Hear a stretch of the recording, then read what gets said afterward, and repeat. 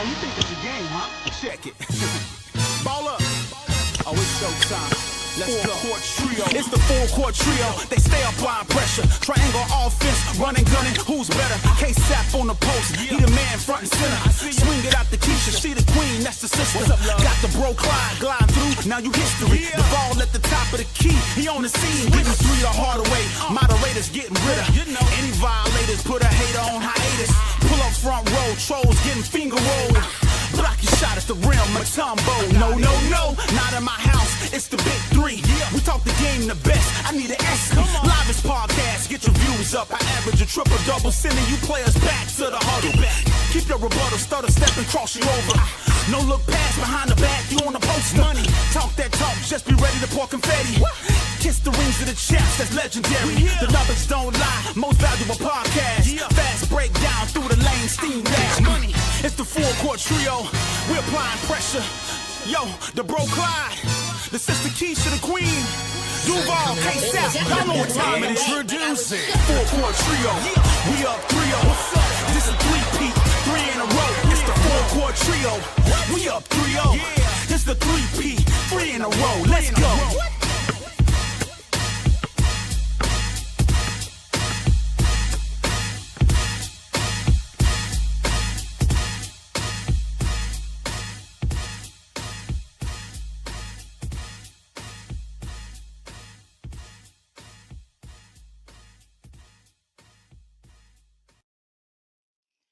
Hi everybody, this your girl Keisha with the Full Court Trio.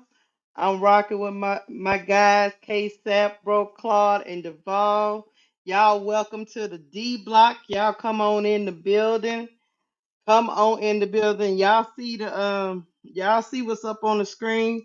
We're gonna talk about Angel Reese and this media starting to do a little backpedaling, trying to change the narrative, trying to talk about my girl like they've been down since fifth grade, but no, they just jump across the fence.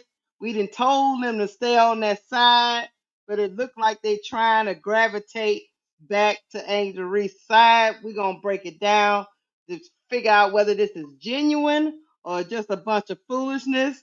But hey, I'm gonna say some hi to some of my people in the chat. Tierra was in here early. Hey Tierra, she said she ready for the D block. I hear you, girl.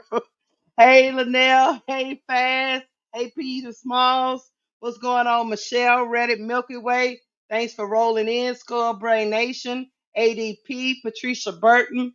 Fast. Van. Hey, we about to get it going. Everybody else in the chat. What's going on? L. Damon Williams. Linnell Wyatt. Michelle.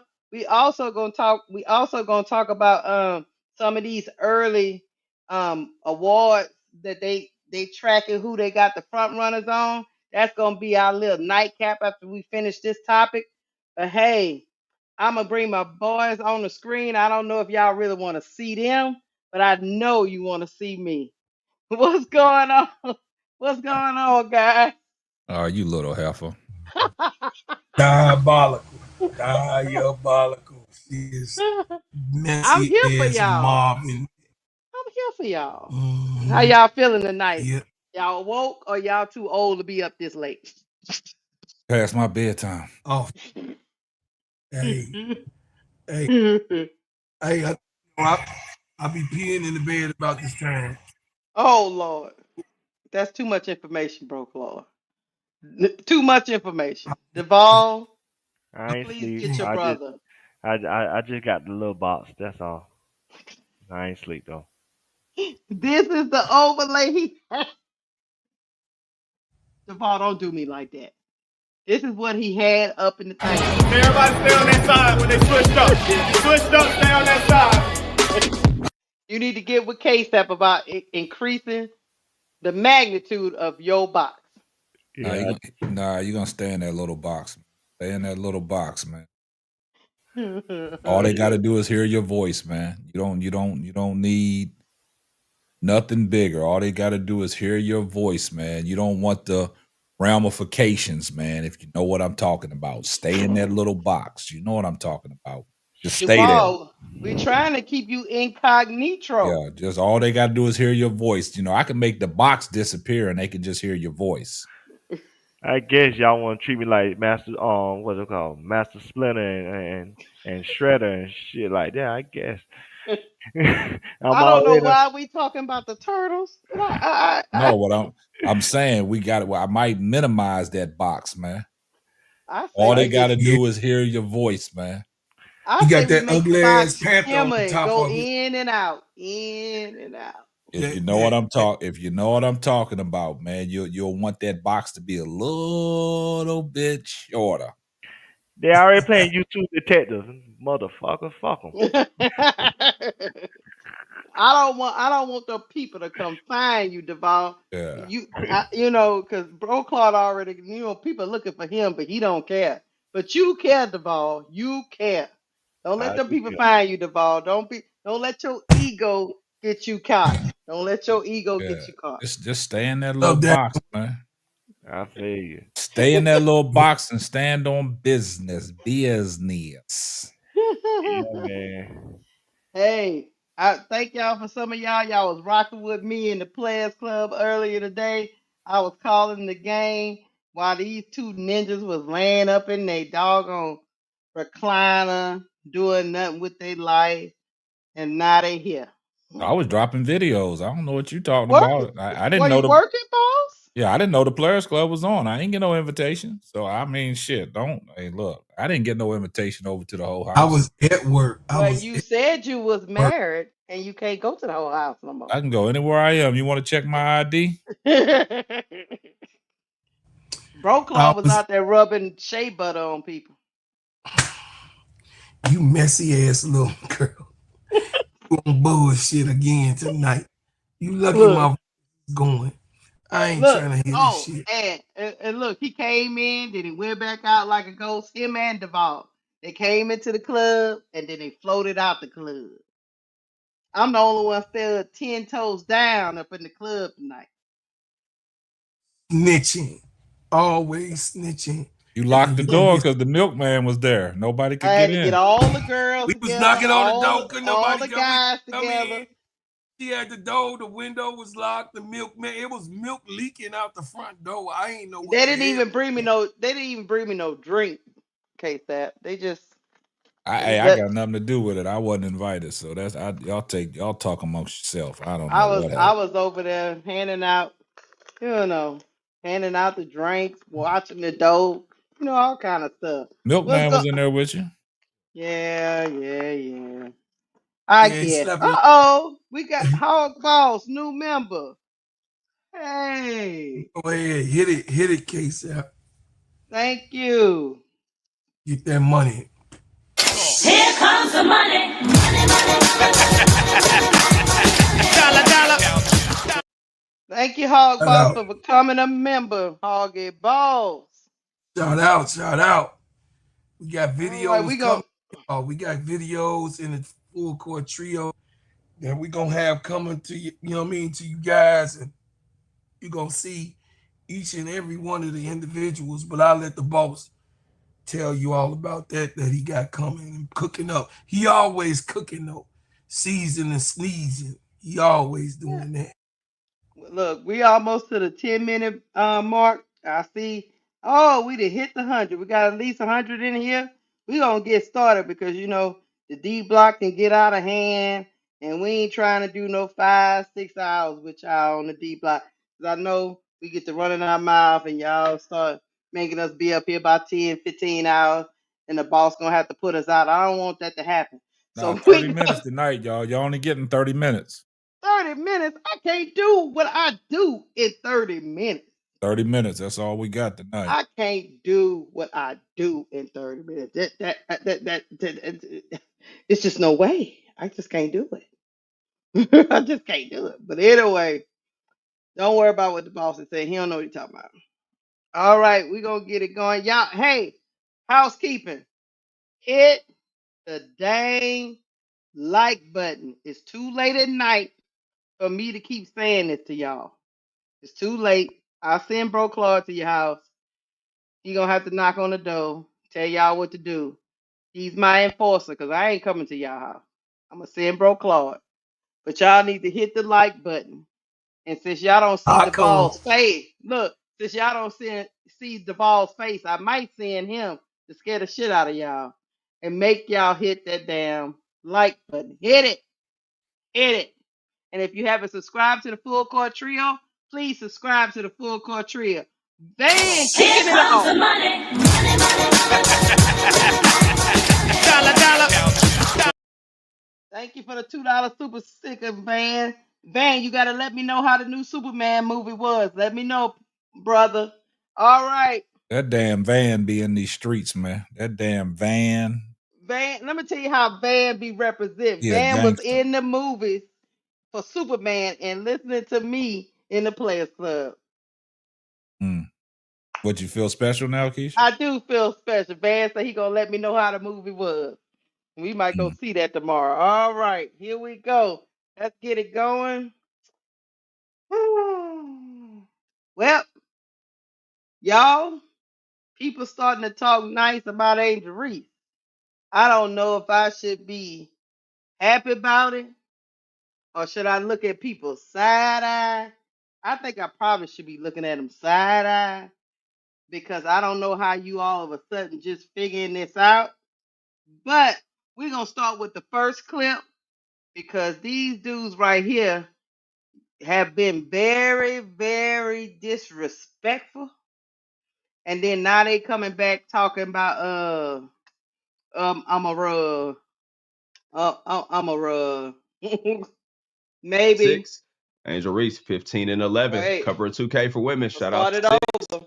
Angel Reese, 15 and 11. Cover of 2K for women. Shout out to Angel Reese, holding it down. Hey, she really. Hey, y'all see? Did y'all get the move she had?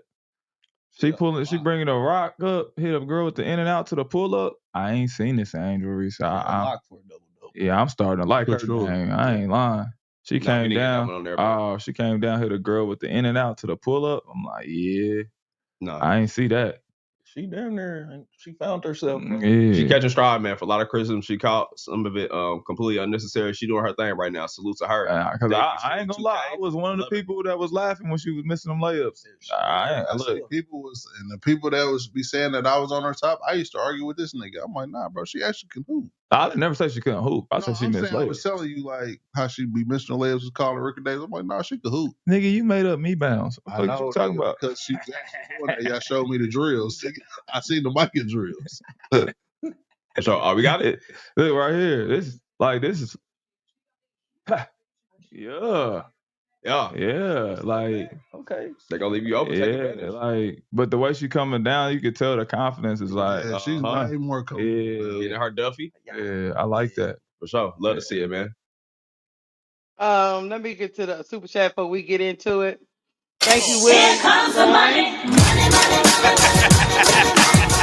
Dollar. Thank you, William Goins. He said, I'm one of the hitters for the panel. Piss the panel off. You have to deal with me. Let's go. Thank you, William Goins. All right. I just played that. Yeah, that's my boy right there, William Goins, man. William Goins. I just played that clip right there. And this is a podcast for Jeff T. He is a basketball player. I don't know about the rest of these guys that's with him, but he say he's starting to like Angel Reese. He always thought she could play, but the way she getting her confidence, he's starting to feel her. I am curious why that little jumper that she did in that game suddenly make him like her. If he is a basketball player, been playing all his life, he's suddenly just realizing that Angel Reese possibly could be a good player. I call cap, but hey, I think he's trying to change his narrative because it's favorable to do it at this particular moment. But I'm gonna let my panel get into it. K-Sap, you up? What you think? Man, you got to look at everybody's side eye that's talking about Angel Reese now and talking about her capabilities and what she doing. She balling out. You got to watch what they doing, man. Y'all see what they doing. They want to talk about Angel Reese now because she's balling out because they refuse to talk about Caitlin Clark's struggle. That's what they're doing. You got to watch these people, man.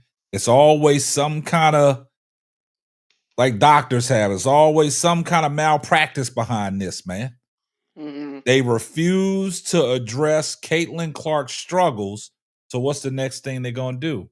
They're going to talk about the rise of Angel Reese. It's never been the rise of Angel Reese. Angel Reese has always been Angel Reese. Angel Reese is consistent. Angel Reese, out of male and female, in the first 2 seasons, she is the only woman to put up 12 and 12 to start her career for 2 straight years. She's in the likes of Shaq, Tim Duncan, who else? David Robinson and guys like that on the male side. But what they're doing is, the Kimbe Mutombo. But what they're doing is they refuse to address how bad the player is playing. So now what's the next best thing to do? Let's talk about Angel Reese. Let's finally give her praise. You shouldn't have to finally give Angel Reese her praise. Angel Reese been Angel Reese ever since her rookie year coming in. Angel Reese been Angel Reese ever since LSU days. Angel Reese been Angel Reese ever since her Maryland days. So what they doing is now all these people that have these podcasts that are on the mainstream that are known, that's what they're doing. Now they want to talk about Angel Reese because the player train has slowly slowed down, and you don't have nothing good to say about her because she's not doing nothing good. So what they doing?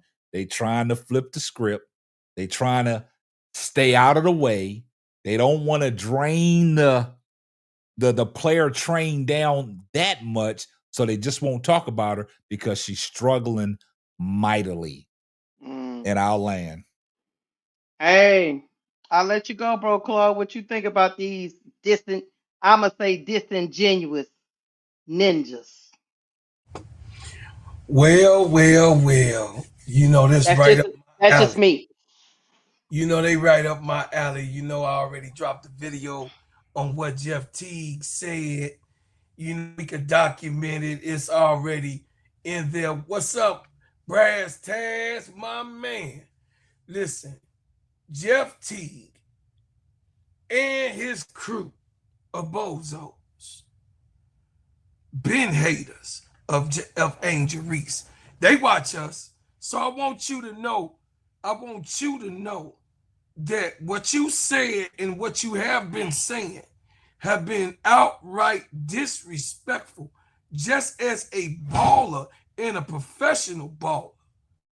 What you've been doing is so small and minimal of a player, and being a part of a league that you supposed to uphold, but you can't uphold Angel Reese when she's on a climb and going up and up as she going on a level, while Caitlin Clark came in already on a certain level with a smaller ceiling, and the ceiling was already there, and she wasn't advancing. But Angel Reese, her ceiling was all the way at the top, so she had much more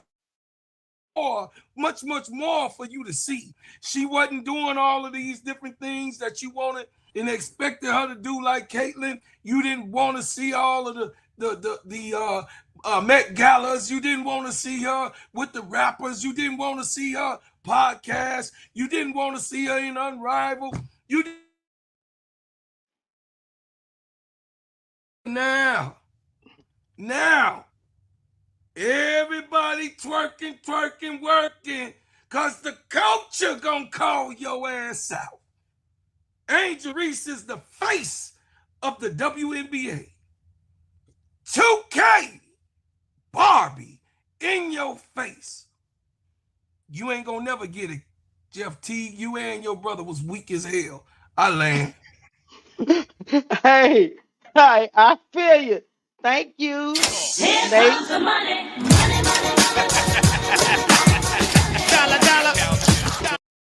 Thank you, Nate, for the $2 super chat. He said, classic misdirection. Duval, I'm going to go to you. Let me know now what you got. First of all, bro, Carl, stop with that Martin Luther King shit. We ain't trying to hear that late in this night, man. He say he sleep. Calm that Always down. hater. Get me out your mind.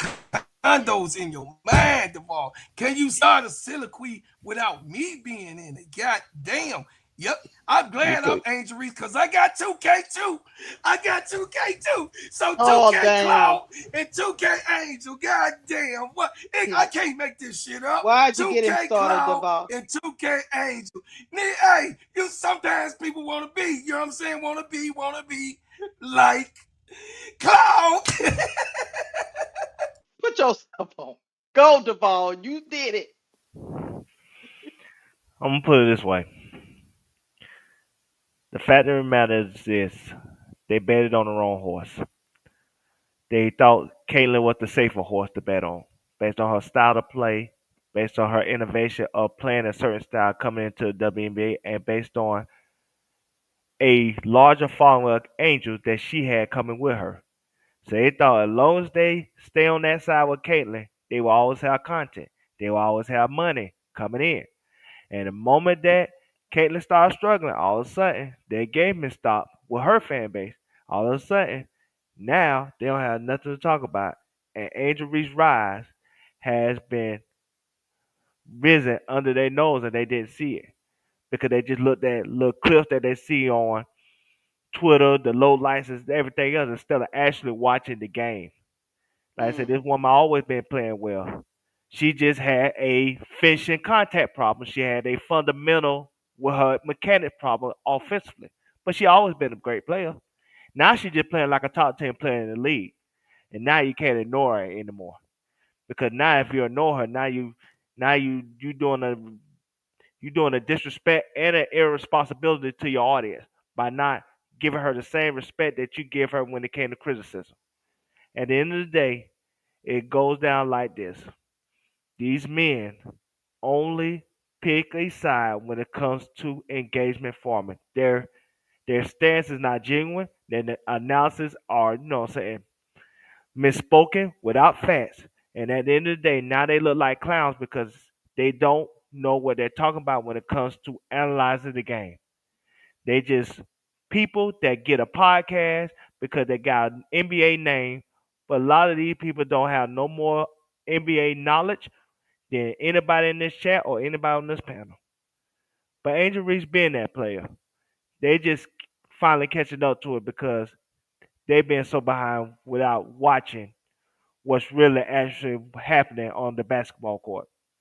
And they have an agenda at place because this particular podcast wanted to do some stuff at the All-Star game this year. So now they feel like they have to like prop up Angel Reese as well because they might run into her. And they don't want to face the confrontation of dealing with Angel Reese and her confrontation of them based on not only their criticism of her play, but they had Charles White on their show disrespecting her game and disrespecting her name, calling her OnlyFans model. She don't play like OnlyFans model to me. She don't look like she gonna be out the league in 3 years, like they told me. She is a great basketball player, and we still got some haters in the back that don't want to give her credit because she keep breaking their records. Hi, Candace Parker. We gonna get to you one day. Don't worry. I promise you, we gonna get on your head top. But at the end of the day, those men let their apology be as big as their disrespect. I land.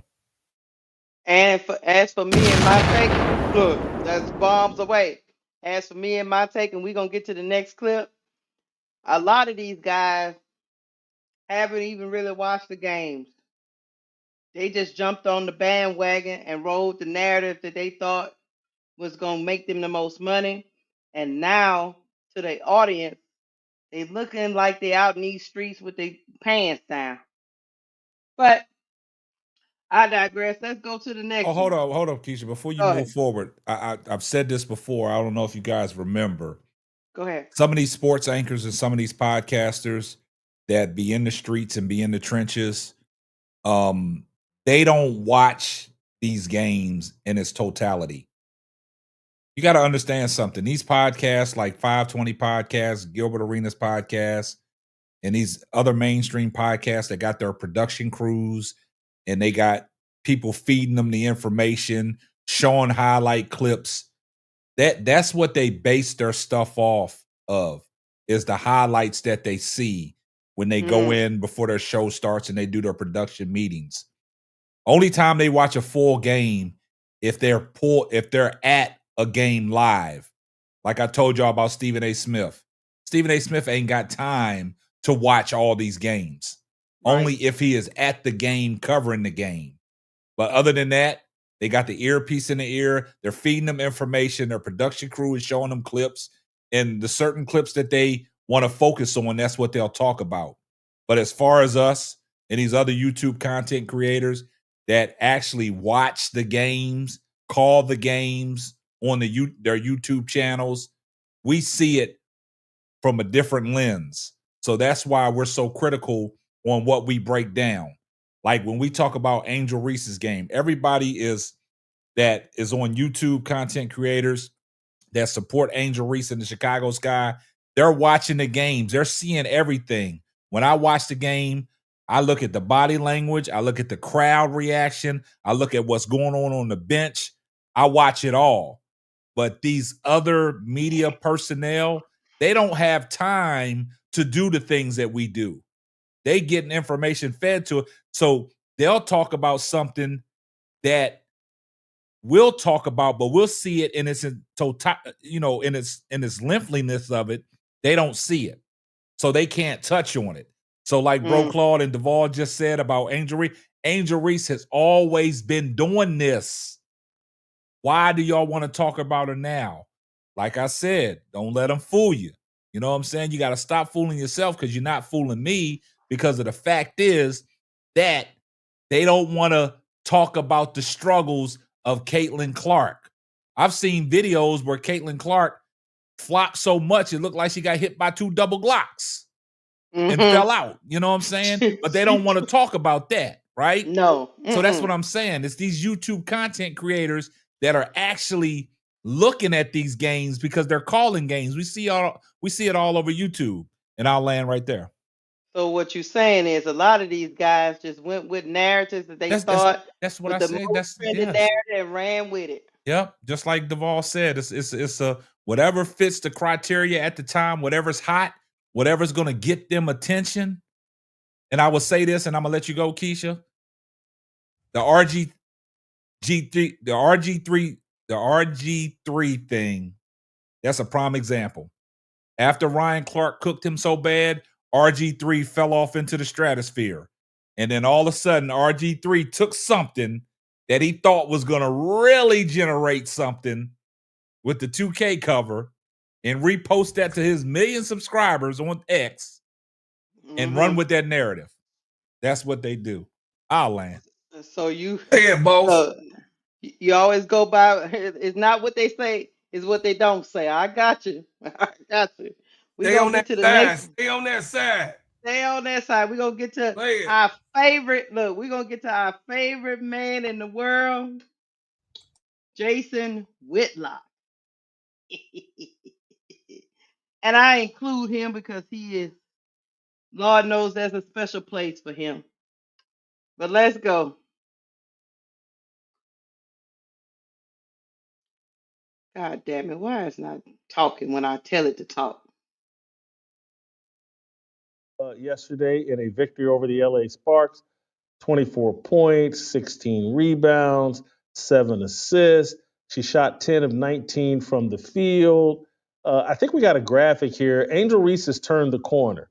Her first 8 games this year, she was pretty terrible, 10 points per game, 12 rebounds, 2.6 assists, and shot like 35% from the field, shooting an incredibly low percentage from inside of 5 feet. Last 8 games, she's now 15 points a game, 13 rebounds, 5 assists, and shooting 45% from the field.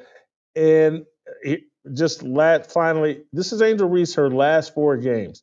17 points, 17 and a half rebounds, 5 assists, shooting 45% from the field. This takes me back to a life lesson, just a repeat of a life lesson I think I shared last week or something similar. Can we put my life lesson up on the screen? Criticism fuels growth. And then I back it up with Proverbs 15 and 32. And I think we used this a couple weeks ago, but it's worth repeating again. Those who disregard discipline despise themselves, but the ones who heeds correction gains understanding. My point overall, and I've already said it, but criticism spurs, inspires, encourages growth. Angel Reese has been ripped and shredded for the past year for her offensive shortcomings and being overrated. And people have jumped to defend her. And, oh, you can't talk about Angel Reese. That's racist. And I've been like, nah, man, y'all need to let this girl get shredded and ripped because it's going to encourage her, inspire her, force her to either improve or just flame out. And she has clearly improved. And I'm applying this to a much bigger, and this is why I wanted you to participate in this, Shamika. This is like why Black people have to allow criticism. We can't keep calling all criticism racist. And Black women have to be corrected and criticized if we want them to grow. Your thought. Stop it right there, Keisha. Stop it. Stop it. That's where I was going to stop it. Stop it. I just want to say this. I want to say this, and I'm going to be quiet for the rest of the night, dog. I just want y'all to really analyze what Jason Whitlock just said. Look, I want y'all to close your eyes, and I want you to just sit there and meditate for a minute and let this sizzle in your spirit what I'm about to say in my country Wayne voice. Right. Let it sizzle.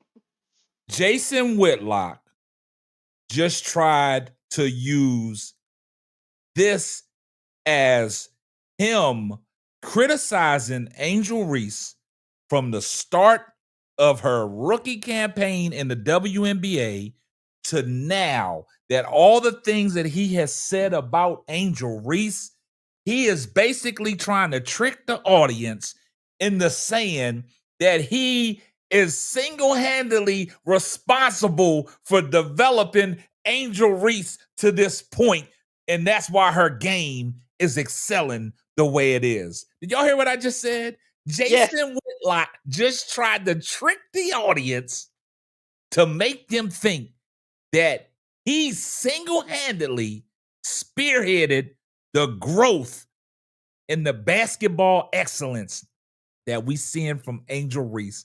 He tried to take ownership for that. How diabolical is that? Now let that sizzle in your spirit, and I'll land. And I'm gonna let the others go. And he said, we have to. Look what happens when you allow Black women to be criticized to inspire growth. He was out here in his mind helping Angel Reese to become a better player and a better Black woman. That's what he said.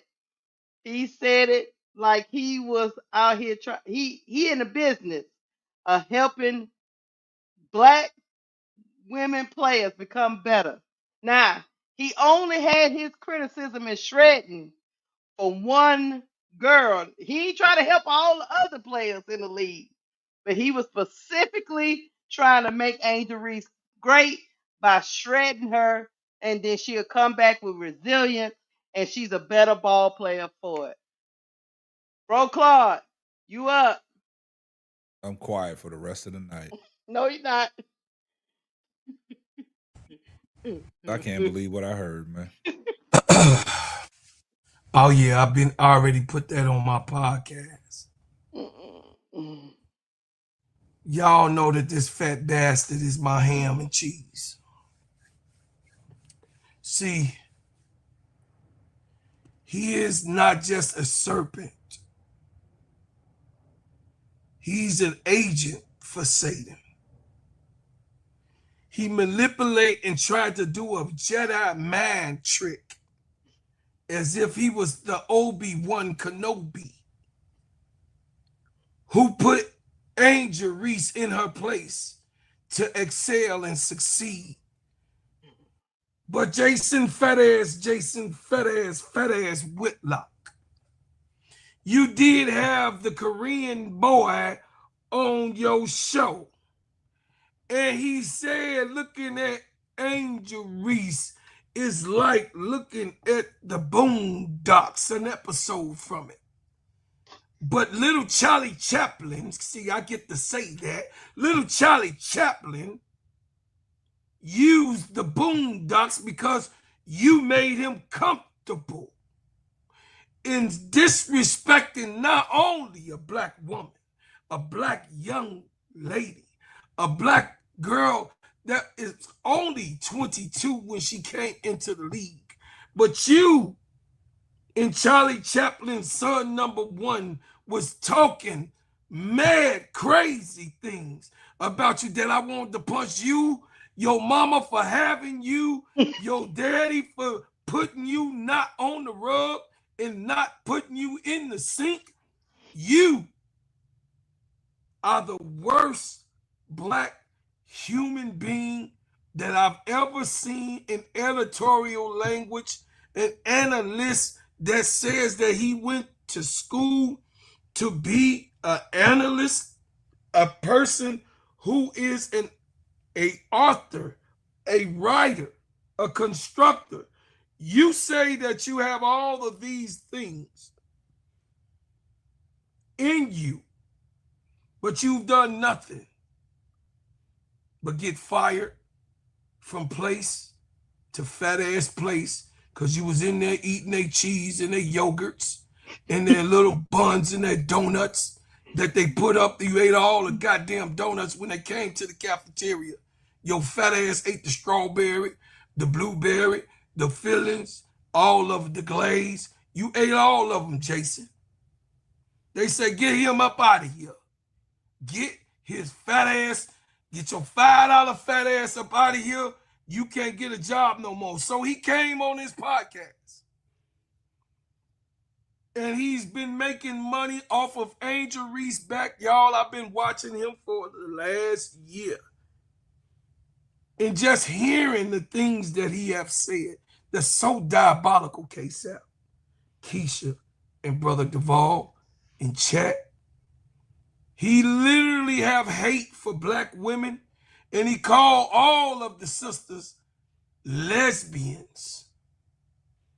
Woke coalition in the WNBA against the little white girl that's defenseless and don't know how to defend herself and overwhelmed by the woke mob. This man is pushing this narrative. I had to speak on it because I want to let y'all know that I did my work. I did my work, and I do my work on Jason Whitlock. Even as I blow up and the tides go up and us in this show, Jason Whitlock, you got an enemy in me until God say, let me off your damn head. Because what you have done to that young girl, and you disrespected her mother, and you made her look like a slut. You made her look smutty, that was all that she had. But then you got this 12 o'clock, mixed 6 o'clock over there on Indiana Fever and said that she was sexy with no ass and no breasts in black and boots on a truck and say she's the best looking WNBA player in the league. Right after you got through chewing Angel Reese up. I'm telling y'all because I follow this guy. And I want to make sure that I'm not wrong when I bring y'all information. It's so hurtful that a black man that can be his daughter. That can be, hell, he old enough, he almost 60. It could be his granddaughter. And he would do that type of thing to Angel. And now all of a sudden,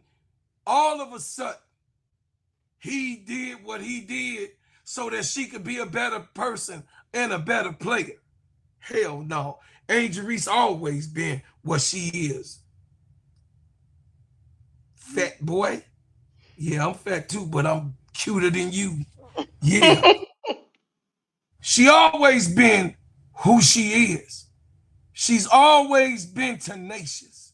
She always have been a loving, caring person. She always have been a good person to be around. She's magnetic. She's contagious. You just want to just be around her because she got such a happy spirit. But you, foul man, I'm about to land. You got bro Claude on your head. As long as I got lungs to breathe God's good air, I'm on your head for disrespecting black women in the WNBA. Asia Wilson, you got her on a cartoon. All of the things that Asia has done for this league, you put her on a cartoon and disrespect her whole entire career. He's an agent, family, and he's not welcome back. The church door has closed, and we all gonna say amen as he go to Satan. I'm done. Hey, I'm gonna read a tweet before I get to Deval to tell you about the Lulu, how he trying to step on back over here on this side. He says, and I quote, "I no longer hate watch Angel Reese. She has handled criticism well and improved. I watched yesterday's game rooting for her.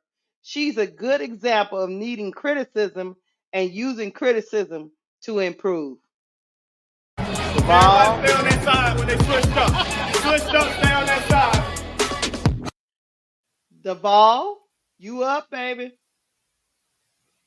Jason Whitlock, shut your fat ass up, looking like Fat Albert that ate too many goddamn jellos. See, this man right here is a classic case of a narcissist that just want to hear his goddamn self talk when he don't have shit to say. Excuse my language. I apologize, chat. I ain't trying to curse. So I know it's late, like. But this man is trying to take credit for this woman's development when he had nothing to do with this woman's evolution or growth. If anything, he was a detriment and he was a main reason for the hate train. See, he used his Caucasian audience, that's conservative white men that are racist, and he used her as red meat to lift up Caitlin Clark. See, he don't want to criticize Caitlin Clark the way he should criticize Caitlin Clark because he'll lose his audience, and that's the only thing he have left.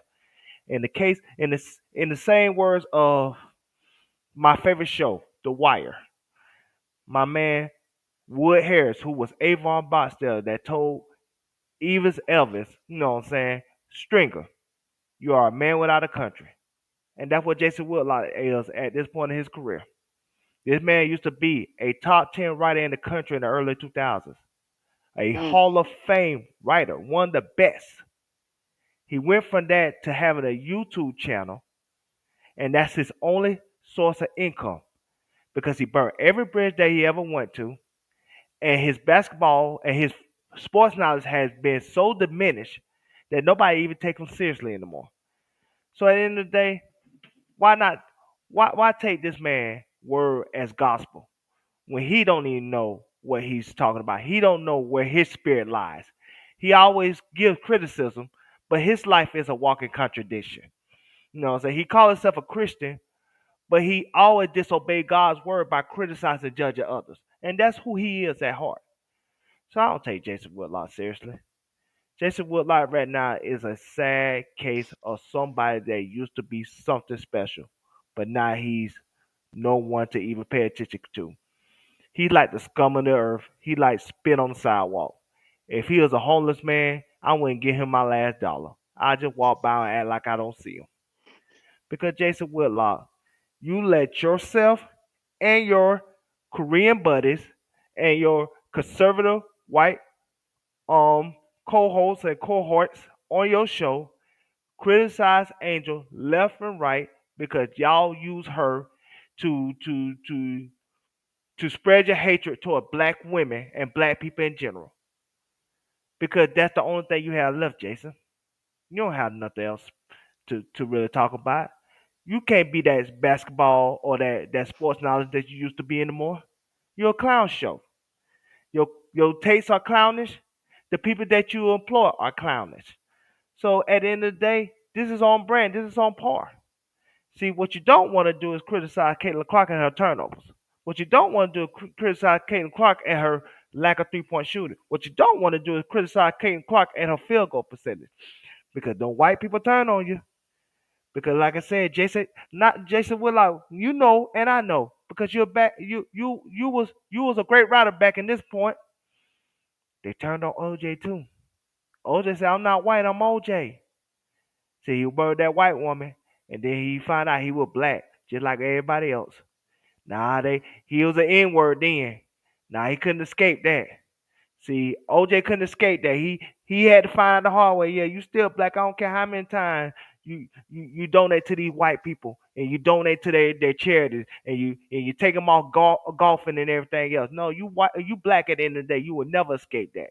You can't never change your skin. I don't care if you Michael Jackson, you try to bleach it. You can't never change your skin. You always will be black.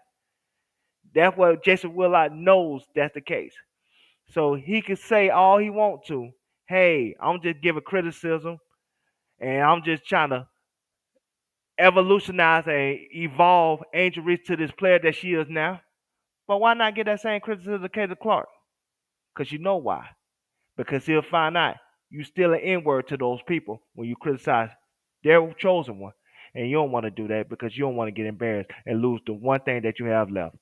Jason Whitlock, go to HD double hockey sticks hell and take whatever person that follows you with you. I land. Look, I just got one question. When is he gonna shred Caitlin Clark so she can get better? All right. It's not gonna happen, Keisha. I digress. I guess. Look, I just want y'all to put this in context, though, right? We already showed you a clip of how poorly Caitlin Clark is shooting the ball. The worst 4-game span in WNBA history at 10.7% from 3-point range, 3 of 28. But let's take it a step further.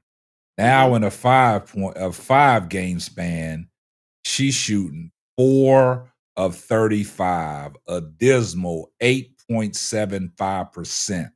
But see what happens? That gets swept up under the rug. They can't talk about that. The media won't let you talk about that. That's why we have to talk about it. The media is not going to cover that. And when I started off my soliloquy and I said I wasn't going to talk no more, that's what they do. They focused on Angel Reese because Angel Reese is driving the algorithm right now because she's doing so well. I don't think she's doing so well. Angel Reese has always played like this. Yeah. It's just the fact that now, like Duvall alluded to, she's finishing through contact. They can't make videos about missed layups. They can't do it no more. So what the Clarkies are doing, she played so bad tonight, but they said, she was a plus 12 on the floor. And she had 9 assists. Goddamn, Aaliyah Boston had 8 herself. So y'all just going to throw that up under the rug? I'll land right there. No, the rest of them not going to get credit. Like I say, I wonder when he's going to start shredding. Wonder when he's going to start his goodwill hunting and shredding all the other people that need to improve. He's not going to do it, Keisha, so don't ask the question. Okay, I won't. He's a man without a country. He is a man without a country, and he can't do that. And so at the end of the day, like I say, he's not going to do what is obvious. And see, now they moving the goalposts because she's playing so well. Now they saying, oh, the record bad. Who the hell can win with this team? And a incompetent ass coach. You know what I'm saying? All I know is we're going to continue cooking, but let me let y'all know something. Hit the like button in the chat. Hit the like button. You hear hate watching? Still hit the like button. We don't mind it. We don't mind the criticism. We don't mind you shredding us to get better. But hit the like button. Here we go. Let's keep the train going. Hold on, y'all. Star in the W. Establishing herself? Or do you feel like is Angel Reese establishing herself as a superstar in the W? Establishing herself? Or do you feel like she already is? Would you consider in that superstar? She walked in the door. She walked in the door as a superstar, right? It's there's like there's no accolades that she needed. Like her momentum came from college, and she's benefited in real time on her superstardom. And she had a very solid rookie season, balling out in the second season, and she's not living up to that hype that came with the name that she brought into the league and all that fandom. Is she living up to the name? Yeah. I mean, in college is what she did, right? She's an entertainer, right? And, I know, she's not going to be very welcomed. I mean, none of the two girls are welcome, but it's everyone's looking at one when the other one is not as welcome either. Right? You're talking about you don't really have no stats, and you are the cover girl of the game we've been trying to be the cover of for the last 15 years. You got a signature shoe that we've been trying to get for the last 15 years. You got McDonald's. I didn't. You know what I mean? So she's getting these benefits. Did have a McDonald's meal. Yeah. She's getting these benefits because that's what she brings to the table. So no matter what she does on the court, you can sell her. She's marketable. And that's what that superstardom is. That I don't need MVPs. I don't need championships. I don't need nothing. And I can bring in sponsorship like no other. That's her appeal. So that's called superstardom. Her ceiling goes from coming in like a peak Hall of Fame Dennis Rodman in a rookie year without the polished offensive skills, going into her second, third, fourth year with those things to develop, with this as your base. Dennis Rodman, rebounding 19, 17, 20, getting that type of like foundation, I think makes her the most dangerous. I think we never seen anybody in the league, especially the WNBA, come in with that type of rebound and tenacity, because the girls don't know how to play at that level. Like to just go get every single rebound like that, like it's never been like that. So to see her take advantage of that lane, like this is mine, me bound. Let me get this. And you talk about the negative connotation, the me bound. She flipped it, turned it into a positive. Now selling merchandise. What we talked about on this couch, and y'all know. It's hard to get your own rebound. So I'm just saying, if you got 4 or 5 people battling for that rebound, you miss a shot and you put it back up, but that's not some easy thing. Like I'm just gonna go miss a bunch and get my you know what I mean? Like I'm in there battling. They said Bill Russell did a lot of that, but listen, he didn't do it on purpose. George Mikan had a whole drill. But I'm just saying that if that'll make you a Hall of Famer, shit. But there's still something to be said about getting those boards when you battling 3, 4 other people that are all battling. Yeah, they're all battling to get that rebound. So even if you want to make that argument, I guess is my point. Now, George Mikan and Bill Russell, different conversation. We used to do the Mikan drill, thinking George Mikan was this offensive beast. The reality is, you go in to face Angel Reese. He couldn't do his drill. You're looking for she might put 20 rebounds on your head, type shit. Like she's going out there with that energy, and then she had 22 and 16 or some shit. Like now she's really putting the ball in the hole. They giving her, putting her in position to score it. That's different. And then them two doing points and assists, points and rebounds, and they both leading the league. They doing what they supposed to do. Prophecy fulfilled.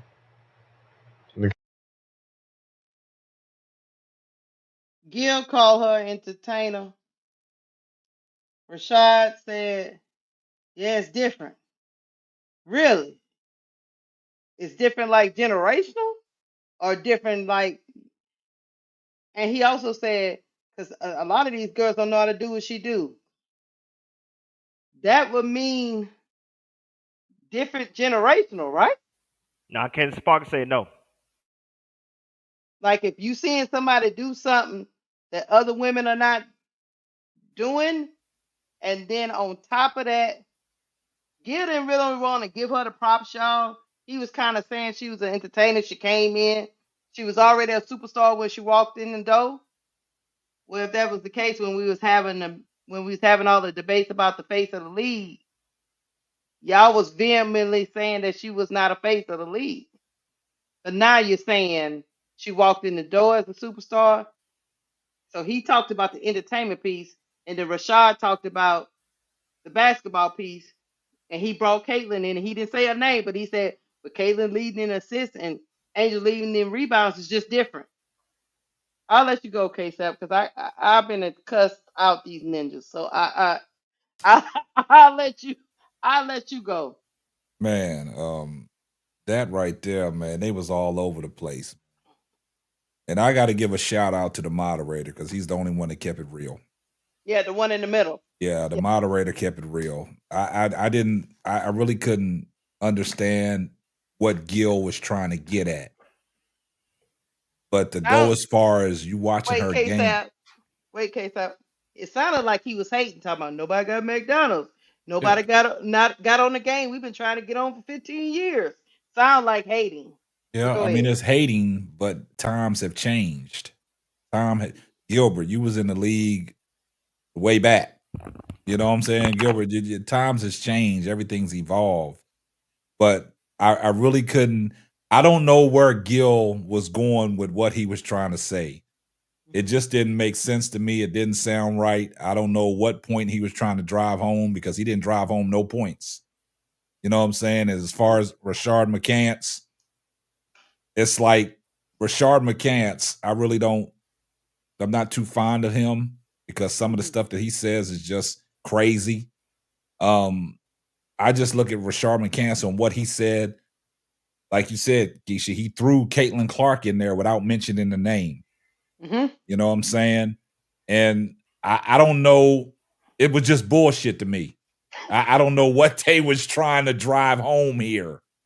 What? The moderator was the only one that was keeping it 100 because when I went on record to say the offensive rebounds is part of the game, and if you're shooting and you getting your own offensive rebound, that means that you're the quickest person back to the ball and you got 4 other people trying to get the ball, but you getting the ball yourself. But people call that stat batting and me bounds. You know what I'm saying? So I don't know what point they was trying to drive home. I don't know. I'm confused on that. I'm just going to give a shout out to the moderator. The moderator kept it 100%. I'll land. Look, the moderator said, it is hard to get your own rebound because you got 3 or 4 people around you trying to get that same ball. Yep. So he himself, the guy in the middle, he said, these guys, I don't know what they're trying to say, but I'm trying to help them. That's what it sounds like to me. Yeah. Just give her props. Yeah. That's bottom line. That's why I said I give a shout out to the moderator, and I'm done. So, Bro Claw, you up, player.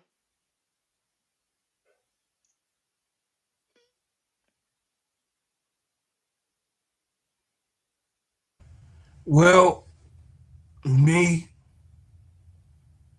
I like Gil. Keisha know I watch Gil. Mm-hmm. I don't like McCants, but McCants did say with Cheryl Swoops one of the times that Angel might surprise everybody and be the one to talk about. Now, he said that around Christmas before Unrivaled. That was a conversation, so y'all can go look at that. But I watch these people because I want them to say a lot of stuff out of their ass so I can eat their asses up. But Gilbert Arenas was very disingenuous saying what he said, that she's a performer, like she's a clown show. Like she's an entertainer. And Bailey's. He said she's an entertainer. She's an entertainer. We know that basketball is an entertainment. That was disingenuous because he didn't want to elaborate. So let me make the chat know why he didn't want to elaborate. Him and my man the light skinned guy, Kenyon Martin. Kenyon Martin, who was a #1 draft pick. Kenyon Martin, they were clowning Cheryl Swoops for holding Angel down when they were talking about Caitlin Clark and Angel Reese on a previous concept. And she said that she was going to stay and stand on what she said 10 toes down. Those two were clowning about the productivity of Angel Reese in particular. See, when you say what you say out your ass, stay on that side. Like he said, the moderator always been and doing his job. He's actually a good moderator for this show, and he has saved Gilbert Arenas a lot of times. Just like now, he knows that it's other people that does watch Gilbert Arenas' show, and he's even checked Gil on. He's doing only what he asked him to do, is to have a fair hand and a fair shake on whatever the topic is. McCants told the moderator, no one paying you for to do that. We just paying you to give us the subject so we can go. Gilbert Arenas checked him one day for that. And he was missing for about a week or so off the show. I'm just giving y'all some history to let y'all know that I work these dudes. They disingenuous. They are disingenuous people. You had a chance, Gilbert Arenas, to say that Angel Reese is the hottest thing smoking coming into the goddamn WNBA. You had a chance to stand with Cheryl Swoops and defend her as she was standing for Angel. You had a goddamn chance, but you was complacent because you wanted to stay in the middle of fucking cliques. But I'm not going to let you get away with it, because you and Kenyon Martin was disingenuous to Angel. You didn't think that her game was watchable.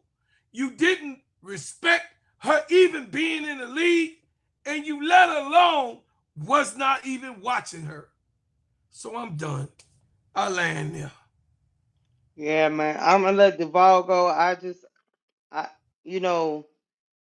It's hard to be humble, and it's hard to just come back and say you was wrong. Disingenuous. All you gotta do is say I was wrong. I missed it. I didn't realize how much of a talent she was. Instead of doing all that laughing and kiki that y'all be doing on these podcasts and media shows, how about y'all do some research and actually go watch these women play? If you're not gonna do that, stop talking about it. Duval, you up? This is a classic case of something looks so easy, even I and anybody can do it. The way they break down basketball, WNBA basketball, any one of us could be on that same podcast and be successful. Mm-hmm. Because they don't talk with articulation or complete thought or research or breakdown when it comes to the foundation of how the game is played. Gilbert Arenas he's a shot jock. He tried to be Howard Stern. He trying to be the podcast version of Howard Stern. He don't bring no basketball analysis or value to the table. He only do that when he on ESPN with the white people. When he on his own show, he just talks out of his mouth. He don't really educate his audience on why certain things are happening the way they do when it comes to certain players and certain situations.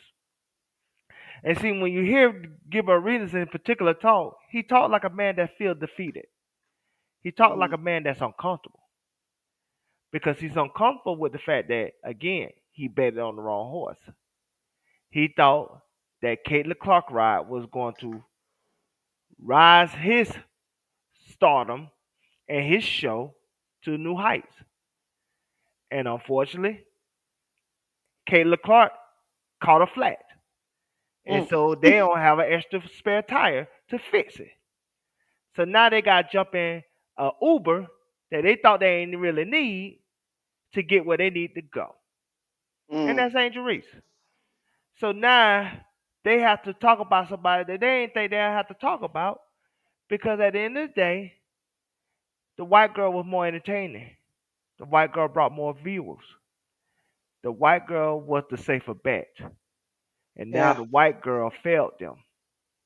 And now they fell in their audience because they don't know how to articulate how this woman is playing well, how this woman is playing at an elite level. Mm-hmm. And what's so sad is these are professional basketball players. They all have NBA experience. You'll think the easy part for them to do is articulate the game and educate the audience and to put stuff on film where they can show how Angel is playing a certain way and kill whatever narratives that's out there about this woman. But again, Cameron Arenas is a clown. He's Bozo the clown. Just give him a red nose and some fake hair and call him a clown. Because that's what he is. He don't know how to articulate the game to his audience in a way that they could be educated and most importantly, you know what I'm saying, smarter from watching and learning from him. He can't teach them something that he don't know his damn self. So that tells me the reason why he has it and he never fulfilled his potential as a basketball player because he didn't take his game seriously. He ain't put in the work. He He ain't do never the film won. study. He ain't never do the film study, the necessary thing that was needed for him to take his career to new heights. And the reason why I could feel that way, in my opinion, because I see how he discuss basketball on his own show. He Mm-hmm. don't discuss it with any kind of prep or film study.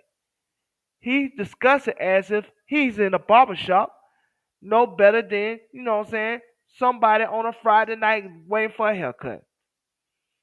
Give us a clown show.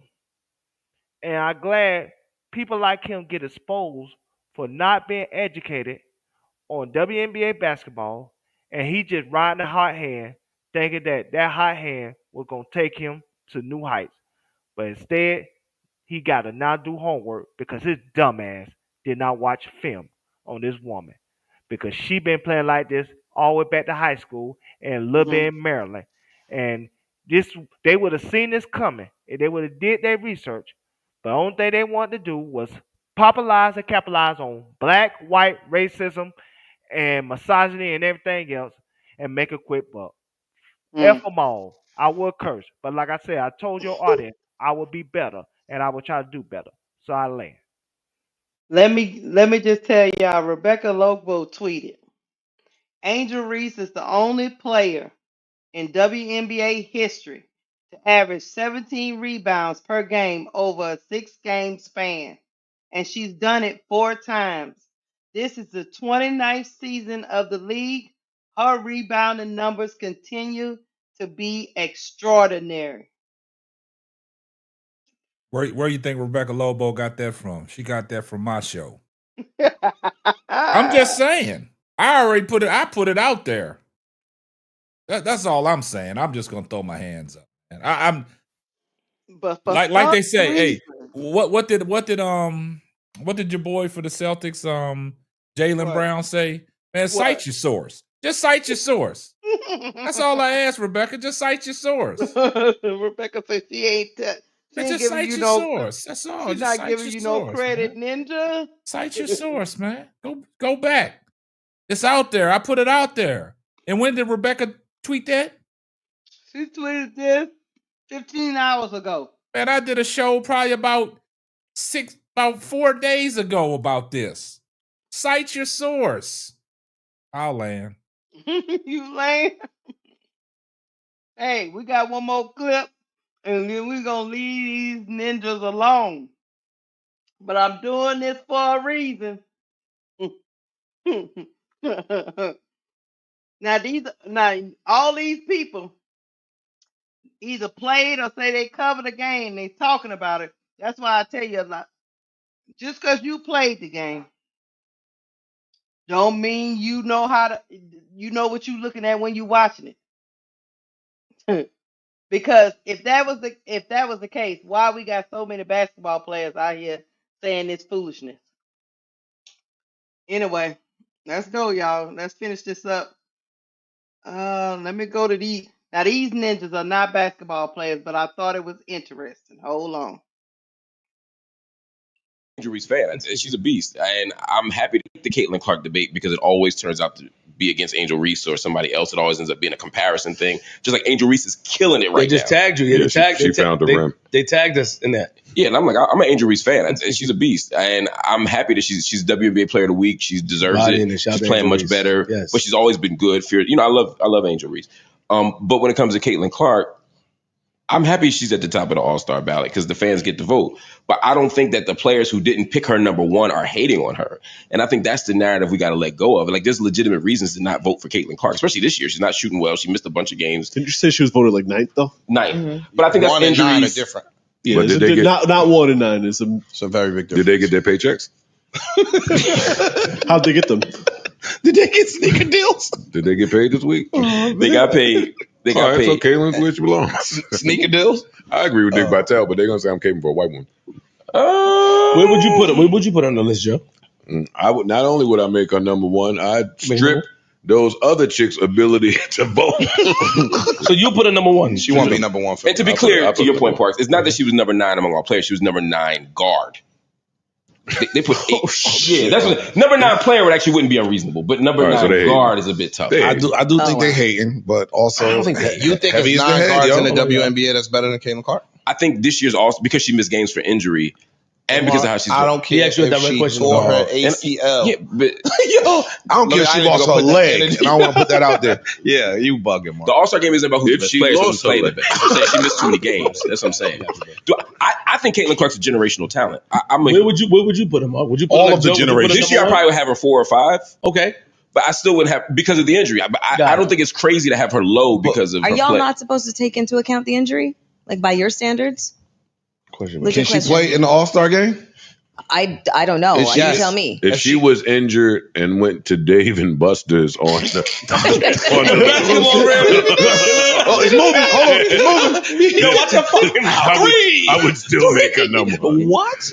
No, if she was injured number and one, balled up the trash in the kitchen, yelled out Kobe, Kobe, I would still vote her number one. I don't know if y'all watch WNBA games. I watch a lot. I watch a lot of them. I don't. So she wouldn't be number one for me. She averages 6 turnovers a game. She's shooting poorly, and she's missed a ton of games. I mean, she shouldn't be at the top of the All-Star list. The fans, but the fans also do that all the time. I mean, think of all the years y'all made. Mark do it all the time. Mark, me? Yeah. What'd I do? Angel Reese. No, Angel Reese deserves to be All-Star. You don't think so? I didn't say she don't deserve to be an All-Star. Oh, you think I overrate her? You just came in here to talk about somebody. No, I just don't know what you're talking. I'm not disagreeing with you. I don't know what you're saying. Tell me. Just say it. I don't want to say it. Because I don't know what you're talking about. Though. We here to Was talk. it behind the counter talk? She is Moses Malone, my nigga. So here's. I mean, Moses Malone is one of the greatest players of all time. I know. But I get your point about the me bounds. But the me bounds. But I'm stealing that. I didn't make it up. I mean, that nigga called them me bounds. She copyrighted that. Act like a fan that came to see the show. Why? He's like he think we are hysterical. Fam, he called them shits me bounds. It's funny. You heard that before? Yeah, she actually copyrighted that. But you don't be on the internet no more. Yeah, me bounds? Yeah, but that's funny, son. I never heard that before. You hear me say I'm stealing that? No, nigga, it's out there already. It's act like he's sitting front row at the end. He be cutting the run and then move the mic closer. At the end of the day, I think Caitlin Clark fans and Angel Reese fans are both extremists, and they act like you can't like one without liking the other. And that's the shit that I hate. I like them both. Angel Reese is a good young player. Yes, she misses a lot of shots, and her percentages in the basket are not good. They're actually, I think, terrible for her for who she is. But she's one of the best rebounders women's basketball has ever seen. Even when you take away her misses and her rebounds from her own misses, she's still an elite offensive and defensive rebounder, and she's playing great right now. Yeah, she's coming. Caitlin Clark is some other shit though. Caitlin Clark is a generational talent. Caitlin Clark is a generational talent, but she's not playing well this year. We saw that with Jason Tatum his second year. Kobe made the All-Star team his second year and didn't deserve it. The reasons that I argue so hard, and not even argue, because I will admit I am a casual W fan. I'm not watching all these games. But I'm going to argue for Caitlin Clark because I feel like the rest of the league deserves to be paid way more than they're paid. Like, so I'm going to always argue for her. You talking about generational talent on the court, yeah. But off the court, what she's doing to networks and audiences and retention. That was my whole point. When she was injured, the WNBA tickets was cheaper than the food trucks that were parked outside. Like, so I gotta champion her. I gotta champion Caitlin Clark. But you know what people will say, right? Watch the games. Don't just watch Caitlin. No. Like, if you really rooting for the women's, that's a poor retort. That's a poor retort. Because that's a testament to her. I watch WNBA, so a lot of them are tough. Yeah, super duper tough. Yeah, right. And I mean, prize picks. So it behooves me to take an interest in the games and watch the games. And when we start talking about generational talent, you want to account for the guy that don't watch none of this and is aware of who some of these players are and is aware of how they move the needle with advertising. That's a great point. That was what I'm saying. You want to get more of me. We talk about All-Star game. That's why I asked if she eligible to play. Yes. Yeah. Then nigga, what's the All-Star game look like without her? And that's it. Like a bunch of really talented players. There's a lot of good girls. No. I don't mean talent. I'm not talking about talent. Yeah, He's right. Imagine the All-Star game this year with no Caitlin Clark. He's right. You losing viewership just on the strength of that. I'm okay with her making a team because that's what the fans want, and the All-Star game is about the fans. That's what she deserves. I'm just saying I don't think the players are hating. Again, 9 is a little low. There's some to shit. Be the ninth best guard. Come on, Mark. But again, I don't think her performance does not warrant an All-Star performance. If she weren't Caitlin Clark and you looked at those numbers and if I say you missed 9 games, you're shooting 36% and you're 6 turnovers a game, I don't think you say that's All-Star numbers. But that's my point. And I see this is going to be bad because it's going to make it look like we arguing the 1 versus the 2. Yeah. Shorty's field goal percentage is horrible and you advocating for her. So to say that Shorty's turnovers are high, she damn near leads the league in assists. So she takes a lot of risks with the ball. You're going to have more turnovers. Yeah, Shorty misses mad shots under the basket. But she get them all back. Me bounds. Right Go and laugh again. Gotcha. Me bounds. Self-alley. Yo, Dave Chappelle. The Caitlin Clark. I showed that for one reason only. I'm going to let my panel go. That you realize it's never been about basketball. For Joe Budden, it's just about championing somebody that's making the most money in his terms. And so he think if he champion the person that makes the most money, despite they play, it will elevate the league. So it's not he don't even watch the games. He just talk about it to make money. And if we can keep making money off of Caitlin Clark, I gotta keep talking glowingly about her and keep calling her a generational talent because that's the narrative that was out there. And Angel Reese was just a casualty along the way. So now they still talking about her in a more favorable light, but they were still dissing her, if that makes sense. But I'll let you go. And this poor guy right here was trying his best to help him. But hold on, let me get the Thank you, River. Here comes the money.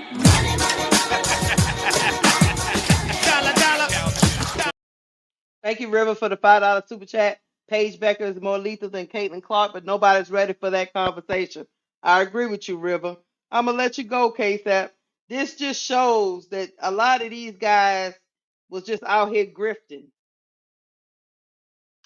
Okay. I'm gonna be straight to the point. Uh-huh.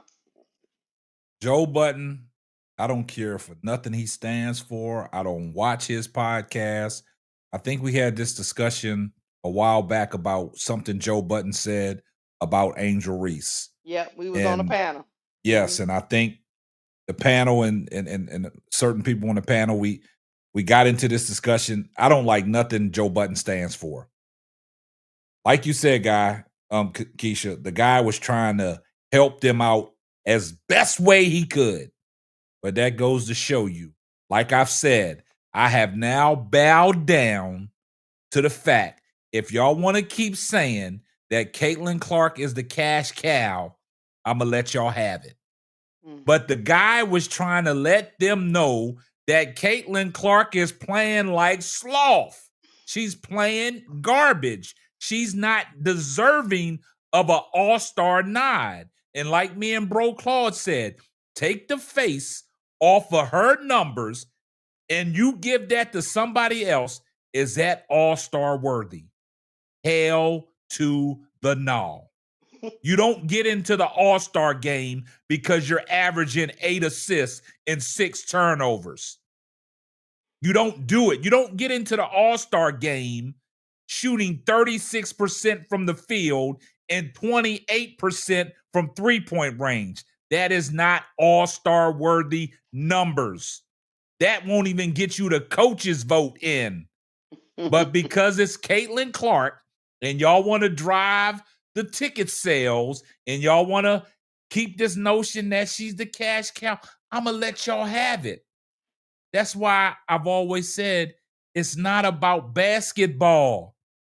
It's about let's get some money, but you're doing it the wrong way. There's other people in the WNBA that can make you a substantial amount of money if you would do it right. Let's stop with this shit. These podcasts like this, I don't even click on, Keisha. I don't even watch them. I don't even pay Joe Budden no attention. Joe Budden is from the stratosphere of rap. If you notice, every time that the guy was trying to help him out, all they could do was laugh. I don't care if she broke her leg and all that. I'm still going to put her in. No, I don't like that. Y'all can have this, that Caitlin Clark. If y'all want to use Caitlin Clark as y'all's money tool, I'm going to let y'all have it. But when we talking about basketball and what we are seeing from this basketball player, it's not appealing to my eyes. You take the face off of the numbers that she's putting up, somebody's going to look at her. They're going to look at them numbers and they're going to put her in the category of Kwame Brown, Bronny James, and shit like that. They can't have it both ways. These podcasts, the clip that you just ran, Keisha, is diabolical. Let me get to the super chat. Voted Mac. Here comes the money.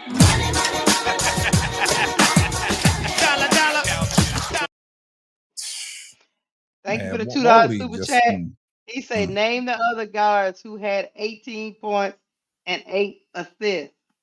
I know this ain't my turn, but what, man, you be saying some crazy He do be stuff. saying some off-the-wall stuff behind Caitlin Clark, man. And the reason why I say that, because it's not that she scored 18 and 8. It's her style of play that get her those numbers. She's not running a traditional offense. She's running a up-tempo, fast-paced offense, which give her more opportunities to score. But she's not good. But let me shut up. It ain't my turn yet. And I'm going to say this to what Wody Mack said. Don't just put the 18 and 8 out there. Put the whole goddamn stat line. Put the field goal percentage. Put all that. Don't just give me 18 and 8.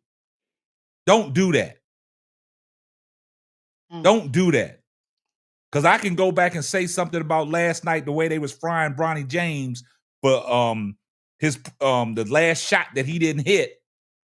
But they didn't acknowledge how he played excellent defense on Cooper Flagg, held him to 5 of 21. They didn't acknowledge that. So if you're going to give me something, don't just give me the meats. Give me the fucking full-course meal. I hate when people do that. You just put 18 and 8 out there. I want the whole stat line. Send a super chat with the whole stat line. I'll land. I'm done. Bro Claw, you up? Just say it. Well, y'all know I know this guy, right? This guy used to have to carry bags on any tour that we was on. He a weak ass rapper. He couldn't find a hit. If they tried to find a hit, they were trying to find a hit for him to be on. But he's such a so-called battle rapper. he couldn't even write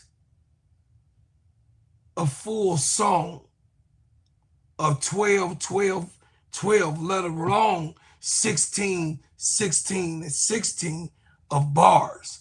This is what me to educate you guys, because I am a musician. I am an artist. He was very much trash. And the only reason that he was even talked about or brought into you guys' eyes is because that red couch that most of you guys know that Puffy had, that red couch that they all got to bend over on and be political about. See, a lot of these people, L know what I'm talking about. A lot of these people, when they you see these, artists out there, they done already bent over and got a finger in their ass. That's the type of guy this guy Joe Budden is. He don't care because his career had failed. He was back eating out of garbage cans until, of course, he made the deal with the devil and brought him back from eating real trash out of the garbage can. No money making Joe Budden. That's what they used to call him. Joe Budden character is what I always say. No disrespect to my New York brothers, but fuck these type of New York, because they trash. And he was a slanderer everywhere we went. Everywhere we went. And I'm telling y'all, I'm gonna tell y'all some real shit. I ain't coming out the locker room with some stuff, but it was people from the Wu-Tang Clan, I won't say their name, that hate this punk ass boy. That disrespected, didn't even want him to come in to their room. That's how much of a mark he was. They didn't like this guy because he's a fake ass guy. No, I know he's from the state of New York, sister. I got it. But it's still, the state of New York is New York, period. He claimed it. He claimed the state.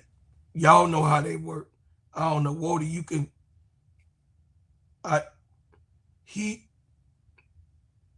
not gonna get interrupted. I know where the man from. He from the state of New York, ain't he? God damn it. My thing is, what this got to do about the subject they were talking about? I'm lost. Yeah, Y'all got me lost. I don't know. You got me.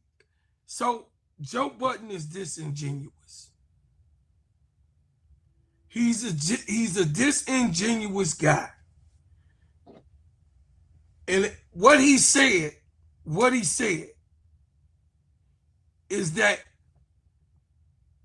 he would put Caitlin Clark in front, even though she's trash, at all costs.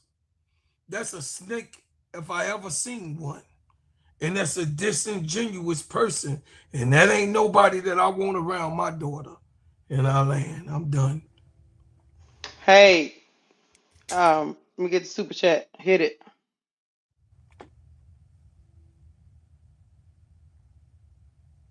The hell? KSAP, hit the money. KSAP. Here comes the money.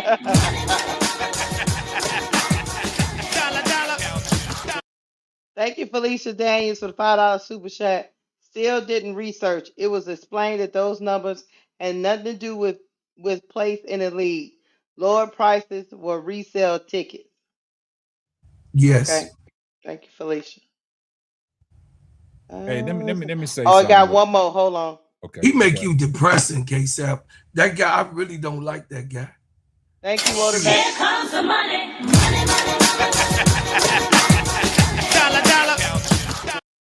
Walter Mack, thank you for the $2 super chat. He say, nah, bro, club. Joe Budden from Jersey, not New York. Y'all wow. Let me say this real quick. Let me address. He claim it, then tell him to stop claiming it. And y'all, It don't matter. Nobody man, cares. this ain't got nothing to do with where Ain't Joe got Budden, where he nothing to do from, with or the nothing. We talking about conversation. what they said on this podcast. Let me address Wody real quick. Wody, Go man, ahead. you put some old crazy stuff out there like Duvall said. That 18 and 18, man.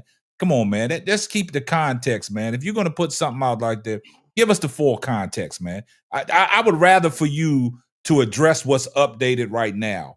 I want to know if you watched tonight's game and you saw the stat line. 12 points, 4 rebounds, 9 assists, 2 turnovers. She shot 29.4% from the field, 14.3% from three-point range, and 50% from the free throw line. So now on the season, she is a whopping 17 points a game, 5 rebounds, and 8 assists, and 1.5 steals, and still averaging 6 turnovers. You take the name off of the stat line that I just read you, is that all-star worthy? Is that where you can, like the guy was saying, you can put her at number 9. You can even put her at number 10 and number 11 best guard in the league in real time. Stop using Caitlin Clark as just because it's Caitlin Clark, you got to, like Joe Budden said, you got to rank her number 1. Get that shit out of here. We talking about real time. And she's she got playing cooked, like shit. She got cooked by my girl Jordan Canada for 30. She dropped a 30 ball on her. And then she gave her 2 biscuits on the side and gave her a Dr. Pepper to wash it down with. Stephanie White had to take her out the game tonight. And when she took her out the game, that's when Indiana came back and got a threshold on the lead, and they didn't look back. Then they tried to keep her in the game so she can get that 10 assist to say, oh, she had a double-double. Hey, get out of here, Wody, man. You got to stop that, man. ASAP, you got to understand. All them niggas up hold on. Hey, man. ASAP, you got to understand. I don't give a damn you talking about some New Jersey. Okay, it's a different. Whatever. It's the same. Why y'all keep, what is who cares? I mean, damn. What are y'all doing here? I don't want to talk about that.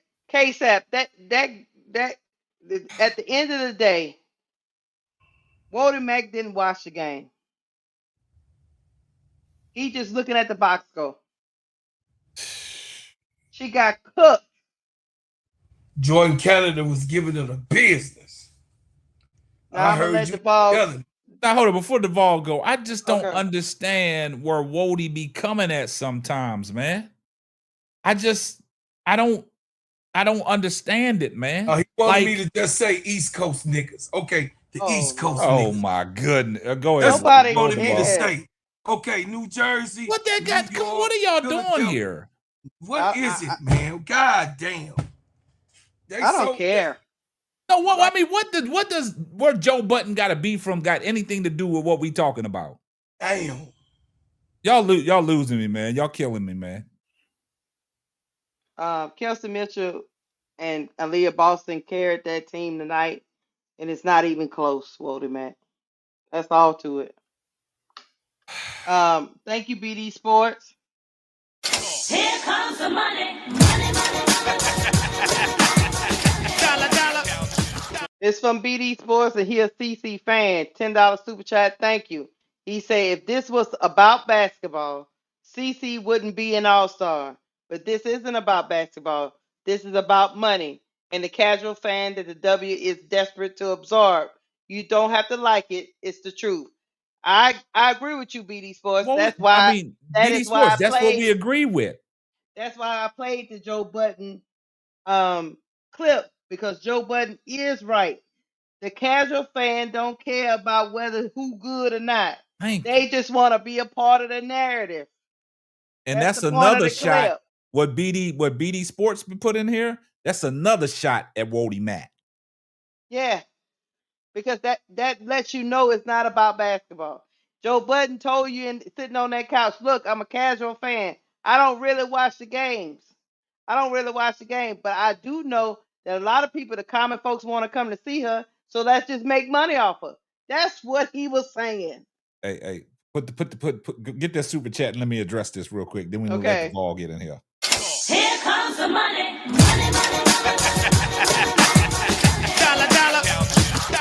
Thank you, 6'8" Aquarius, for the $1.99 super chat. Where was Canada in the second half? 4 points. Guess Them- what? them- them- I'm gonna let them- K-Sep take that. because they took Caitlin Clark ass off of her, and they put Sophie Cunningham, Lexi Hall, and goddamn Kelsey Mitchell on her, and sometimes Ari Mitchell. That's your Eric answer. McDonald. I mean, Yep. Ari McDonald. That's your answer. Like Go I back would and say, go back and look at watch the first game. See, that's what I'm saying. They just come in here and look that she only had 4 points in the second half because she had 26 at halftime. I told y'all gotta watch the game. I'm gonna leave it alone, man. I'm done for the night, y'all. I'm gonna let y'all have it, man. I'm checked out. While you talking, you gotta actually watch the game because I actually called the game and actually watched it on live with other people, and everybody saw it. But you people that get off work, look at the box score, and determine that y'all know what happened in the game, y'all gotta stop that because you're starting to sound like a bunch of foolish people chatting. Thank you, Alan Robinson, for the $1.99 super chat.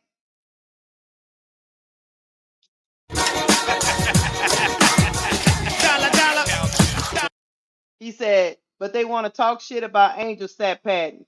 Correct. In the fourth quarter, Stephanie White had to take out because she was a defensive liability. Then they tried to put her back in so she can get the 10th assist. She still didn't get the 10th assist. They took her back out. These are facts. Go watch it. If you don't have the league pass, then stop talking because you don't know what you're talking about. Duvall, you up? Y'all sure? Because Yeah, I I'm feel sure. like the guy that's in the DMV trying to get a driver's license, then y'all kick me back in the line so y'all get some more tapes off. Is y'all sure? I mean, y'all got some more tapes. I'll wait till y'all finish. Nah, it got crazy, Duvall. So just Nah, look, you do this every single time. When it's my turn, she want to add some little stuff in there before I can even get some tapes off. When it's Bro Clark turn, she just go to Bro Clark. I see what's going on. I see what's going on here. I was trying to go and They only here to cause confusion. And then Ninjas was up in here arguing about what Joe Budden is from. I don't give a damn if he's from the bottom of the ocean. I don't care where that ninja from. Thank you for the $1.99 super chat. Here comes the money.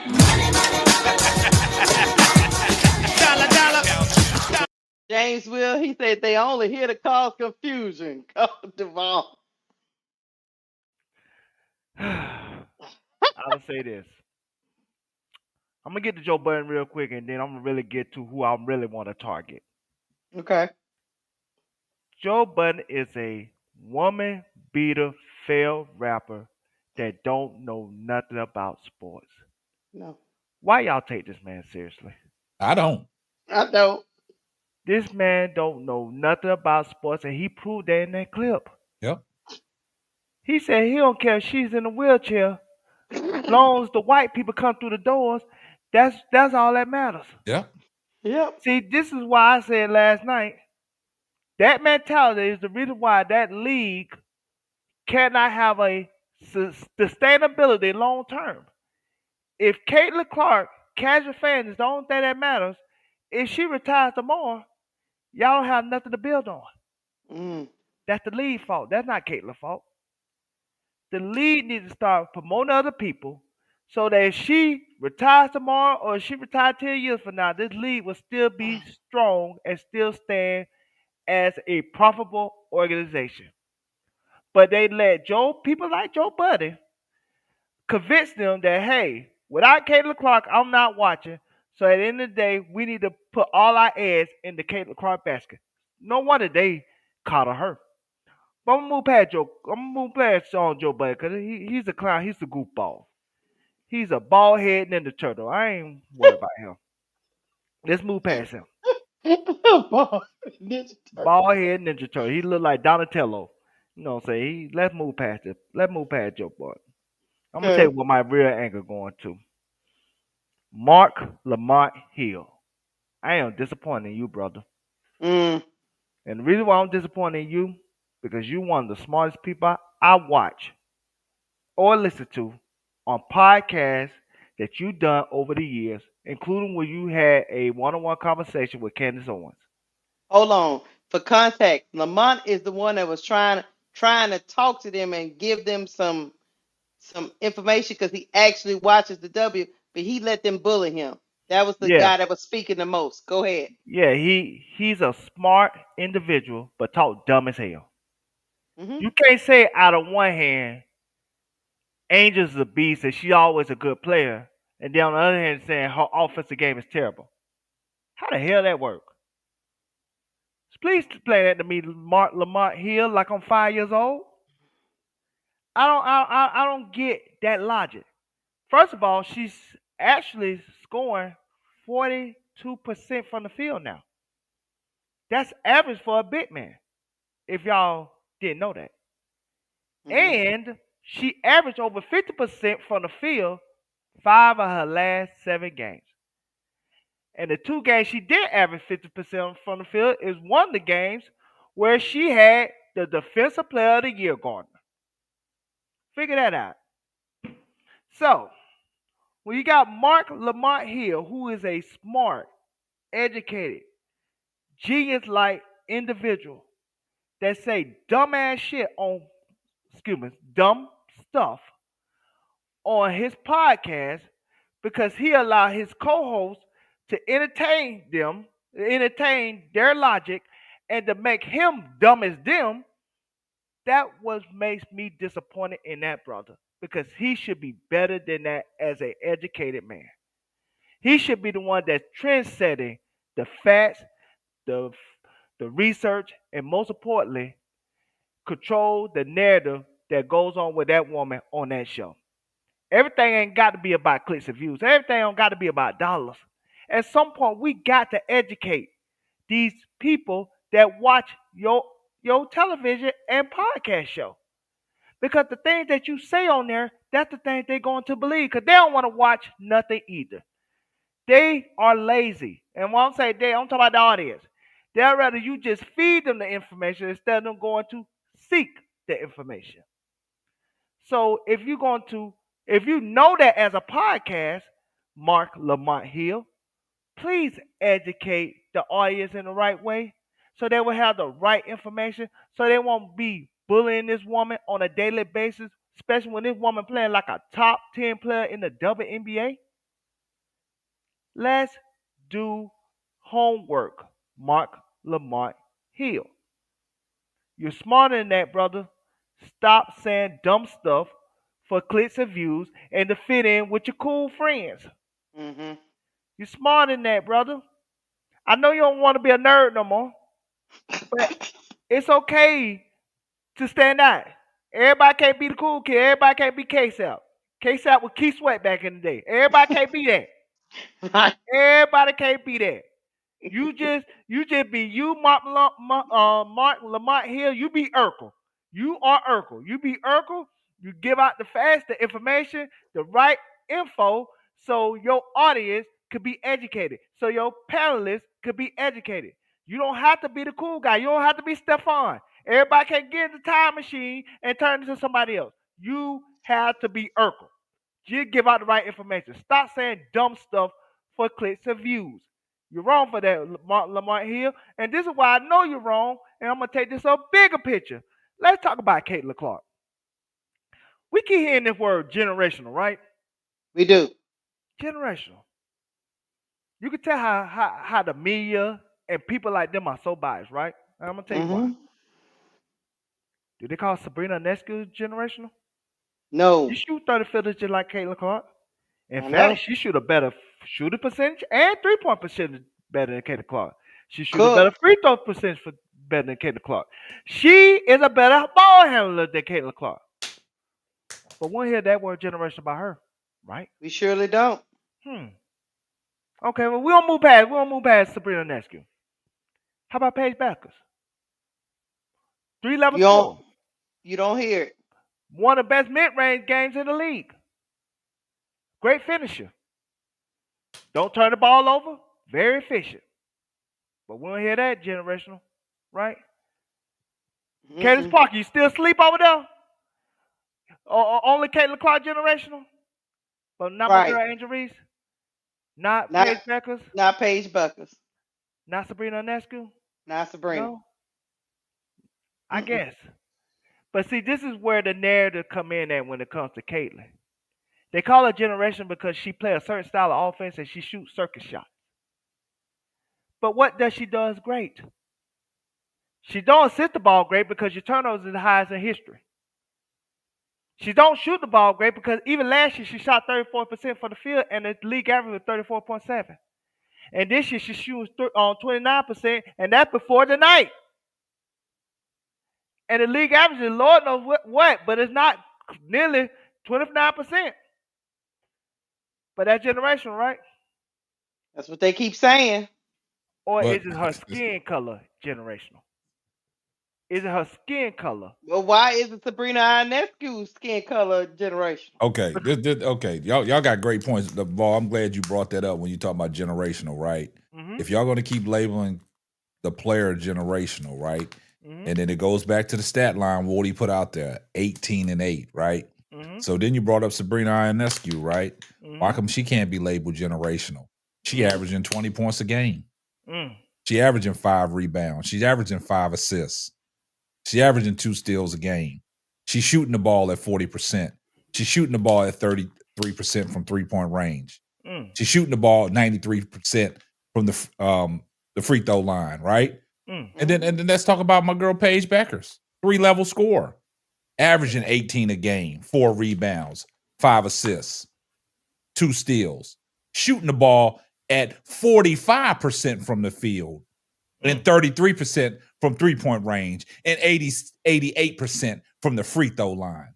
So what are we talking about here? You got a great point. point. K-Fap, Alicia Gray, 19 points, 19.4 points a game, 4 assists a game. She's shooting 47% from the field and 42% from 3. That's what I'm saying, Keisha. But she's not generational. But you got people like Wody Mack that want to throw a stat line in there with a $2 super chat talking about 18-8. Man, get out of here, man.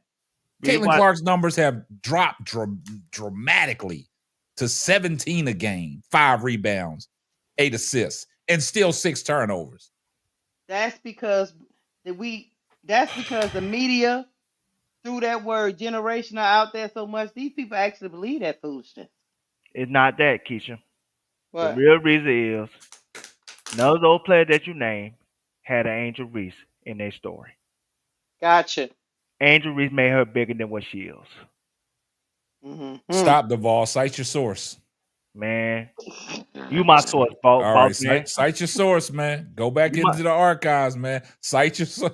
You my source, boss, man. I mean, I'm trying to understand. Throw my hands up. I'm gonna throw my hands up. up. You my source, boss, man. Okay, I'm gonna throw my hands up, man. Matter of fact, let me go look up Sabrina Ionescu that. I just read them off to you. Wody keeps saying 18-8, you know. I just read them off to you. 19.4, damn near 20, 5 rebounds, 5 assists. See, my point is this. Even with Kelsey Plum, she broke that all-time NCAA scoring record. At Washington. Talked about it. Yeah, nobody wanted to talk about that. Because again, she didn't have an Angel Reese. She didn't have a protagonist, antagonist, I mean, to rival the quote-unquote hero. So how they build this hero up?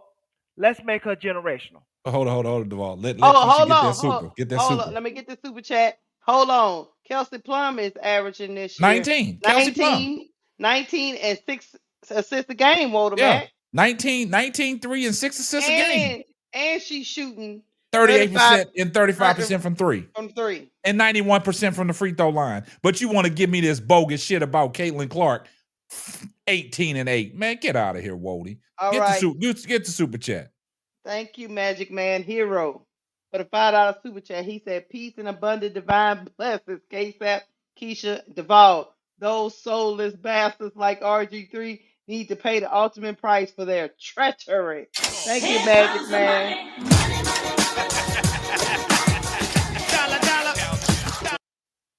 Wody Mack with the $2 super chat. I'm searching the time frame from when voting started. But Wody, you can't even use that because how many games did she set out? Come on now. Set out 8 games. You gave a small sample size into the voting. And like I said, go ahead and cite your source again. Like I said, I asked a question to the panel when I did a show. I said, if CC, when she got injured, I said if the player has to set out a substantial amount of games, does that disqualify her from the MVP race? How many games is it going to take? Now we get to the All-Star game. How many games did she play up to the All-Star? And she got voted in. This is what I'm talking about. All of these other guards, voted Mac, played more games than she did. And they still got those same numbers, minus 2 or 3 assists. But they shooting percentage is better than her. And then everybody want to cry foul because they rated her number 9 in real time. And they don't have to be taken off the floor for defensive purposes. Go ahead and get that super chat, Keisha. Get that super chat. I can't mess around. Thank you. Here comes the money.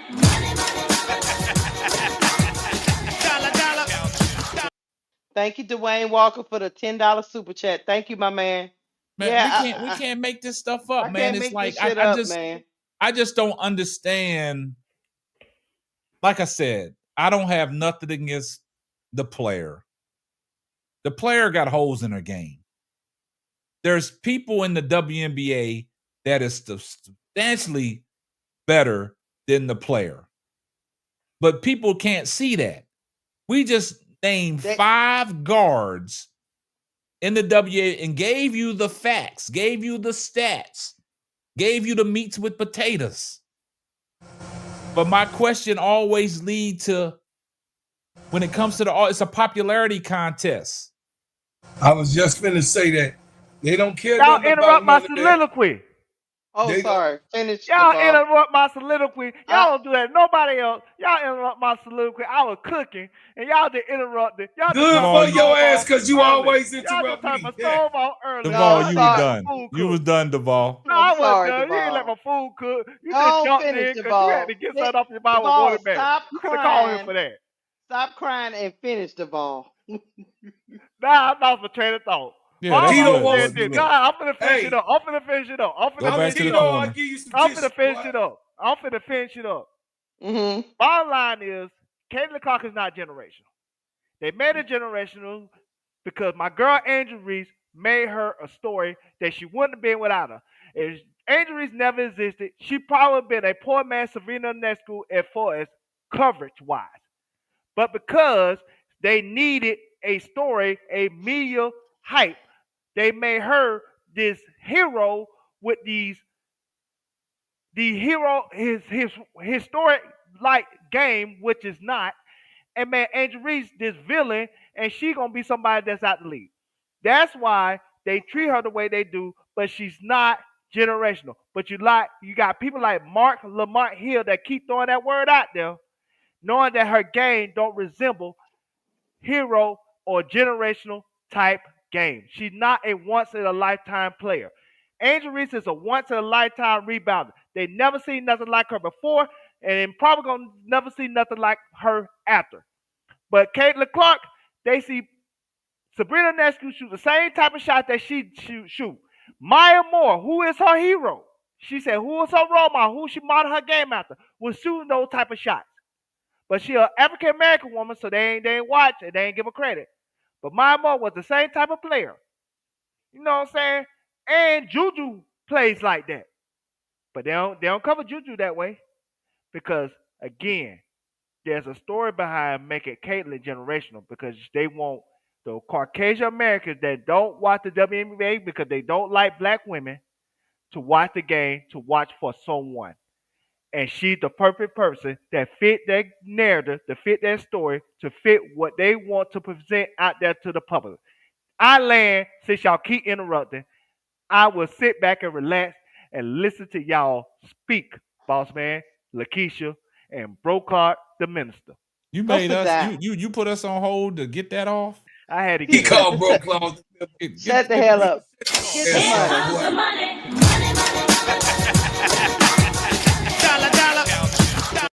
Thank you, Magic Man Hero, for the $2 super chat. It's white privilege for CC. So my man, Magic Man. Hey, listen here. Georgia Amore didn't play this year, did she? No. Georgia Amore? She didn't play this year on the Mystics, right? She hurt, right? Yeah. Okay. I believe Georgia A. Moore would have had her in the rookie year, and she only 5'6". I land.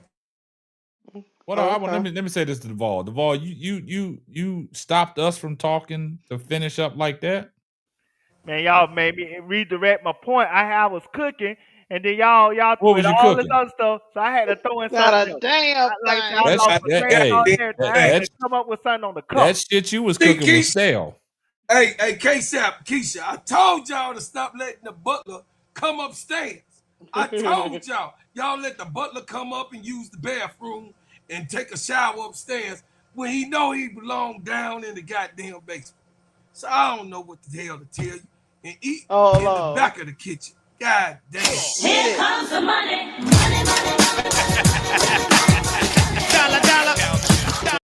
AC Shot-Town Calvin for the $2 super chat. He said, Walter Mack, that 18-8 was in 2022. She 3 of 28 now. Nah. Stop that. The chat is frying Wody Mack right now. They on his head. But AC Shot-Town Calvin is not 3 of 28. It's 4 of 35. That's update. That's real time. 4 of 35. 4 of 35. She was 1 of 7 tonight. She is 4 of 35 in the last 5 games. But y'all tell me y'all want the ball in CeCe's hand and y'all want her to keep jacking it up. Let's take Caitlin name. Take the player name away. Put that shit on anything or just a silhouette. 4 of 35 on any player. On any player. What would they say? 4 of 35 on any player. Let's just close our eyes for a minute. For a second. In the last 5 games, this player was 4 of 35 from the three-point line. And they said that this player was a 3-point shooter. I beg to differ. I beg to differ. This is not a 3-point shooter. This is a false pony show that you said it was a horse and it came with that little ass pony. This is miniature pony. I just we've been dealing with Wody Mack for the last year or so, man. And this is what I don't understand about. He gets so adamant on his defense of the player, but he's a New York Liberty guy. Oh Lord, he back. Man, Wody, man, just save it, man. Just save it. Wody Mack say save your money, Wody. $2 voting started June 12th. CeCe had 6 good games. Wody, I can't even give you the money sign. This is what I'm gonna do. 4. He only had 4. Hold up. Look, Wody. I can't even give you the money sign. This is what I gotta give you. Got him. I gotta give you that, man. Thank you, Wody Mack. Keep the $2, Wody, man. I do want to steer the conversation because ESPN was out here talking about they got front runners for these awards that's coming up for the WNBA, and I thought it would be fun for us to just what's this all about? Just to see the peek in on what ESPN is pushing, since we talking about narratives. I can't indulge in this conversation. We 2 hours in. Look, no, it's gonna be quick. MVP, we know it's Nafisa Kaya is what they got up there, but they got Alyssa Thomas is coming up the rear on her, so we good with that. Rookie of the Year, Paige Beckers. Then Defensive Player of the Year, they got Fee again. I don't know about that. And then Most Improved Player, they got Alicia Gray. 6th Player of the Year, they got Kennedy Burke. So even though Angel has been improving, do y'all think she should be a front runner at any of these awards? Nah, the Defensive Player of the Year, I give her. I got to put her in that. It depends on what their see. The WNBA got a different criteria for everything that they do. So, what is their criteria for the most improved player? Alicia Gray has improved, but you got to look at Angel Reese. Her numbers are the same, but her field goal percentage is better. You see what I'm saying? Alicia Gray has made a big leap, right? But as this is what pisses me off when it comes to defensive player of the year. Nafisha Collier is known as a defensive player, right? Right. So any year, I mean, she could have a down year defensively, but she's still going to be in that category because that's what she's labeled as a defensive player. And that's just taken away from what Angel has done defensively, because the last time I checked, like a Rudy Gobert, leading the NBA in rebounding. He's always in the mix of a defensive player of the year candidate, right? That's why I brought it up. Why come Angel can't get that same grace? And I'll leave it right there. But you got a super chat, Keisha. I got a super chat, and the runner-up they got is Gabby Williams. We have to do a different show and dive in depth with this. I'm teasing it. Okay, here we go, y'all. A teaser. Give them a teaser.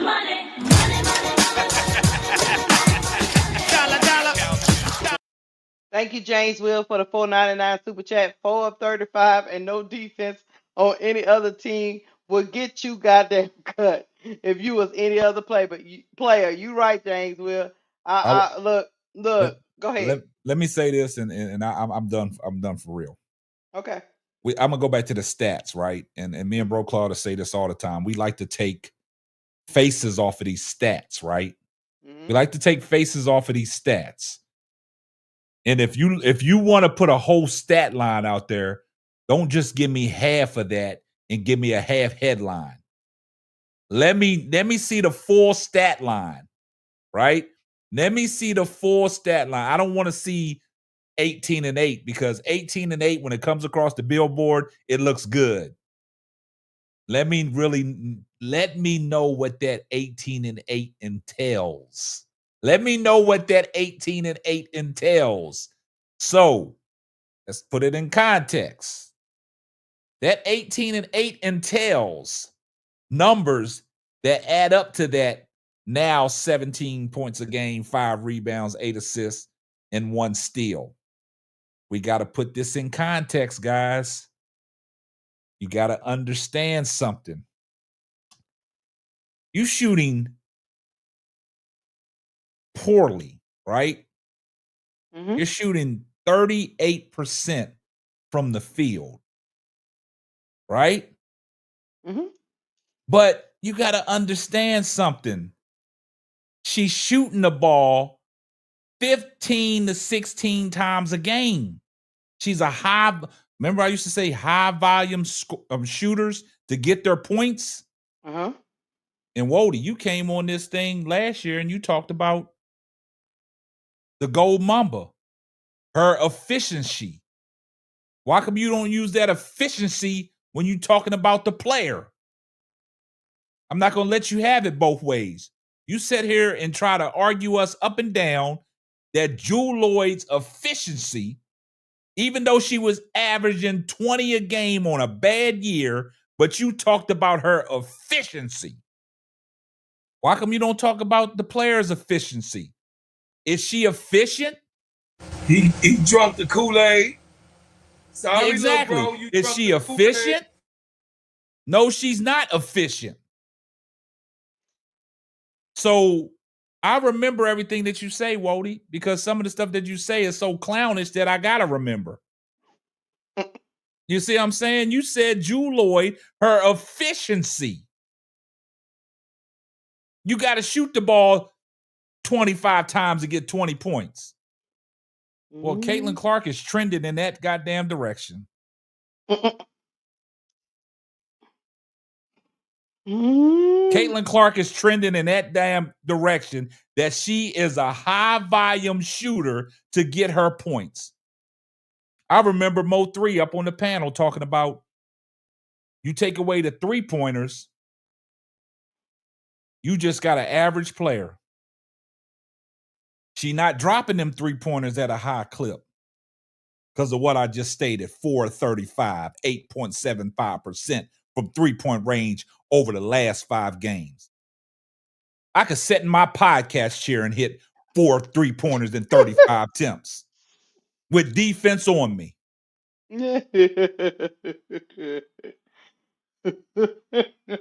So come on, Wody, man. You got to do better, man. Do better. That's all I'm asking, Wody. Do better, man. He not gonna do better. He not. No, little bro,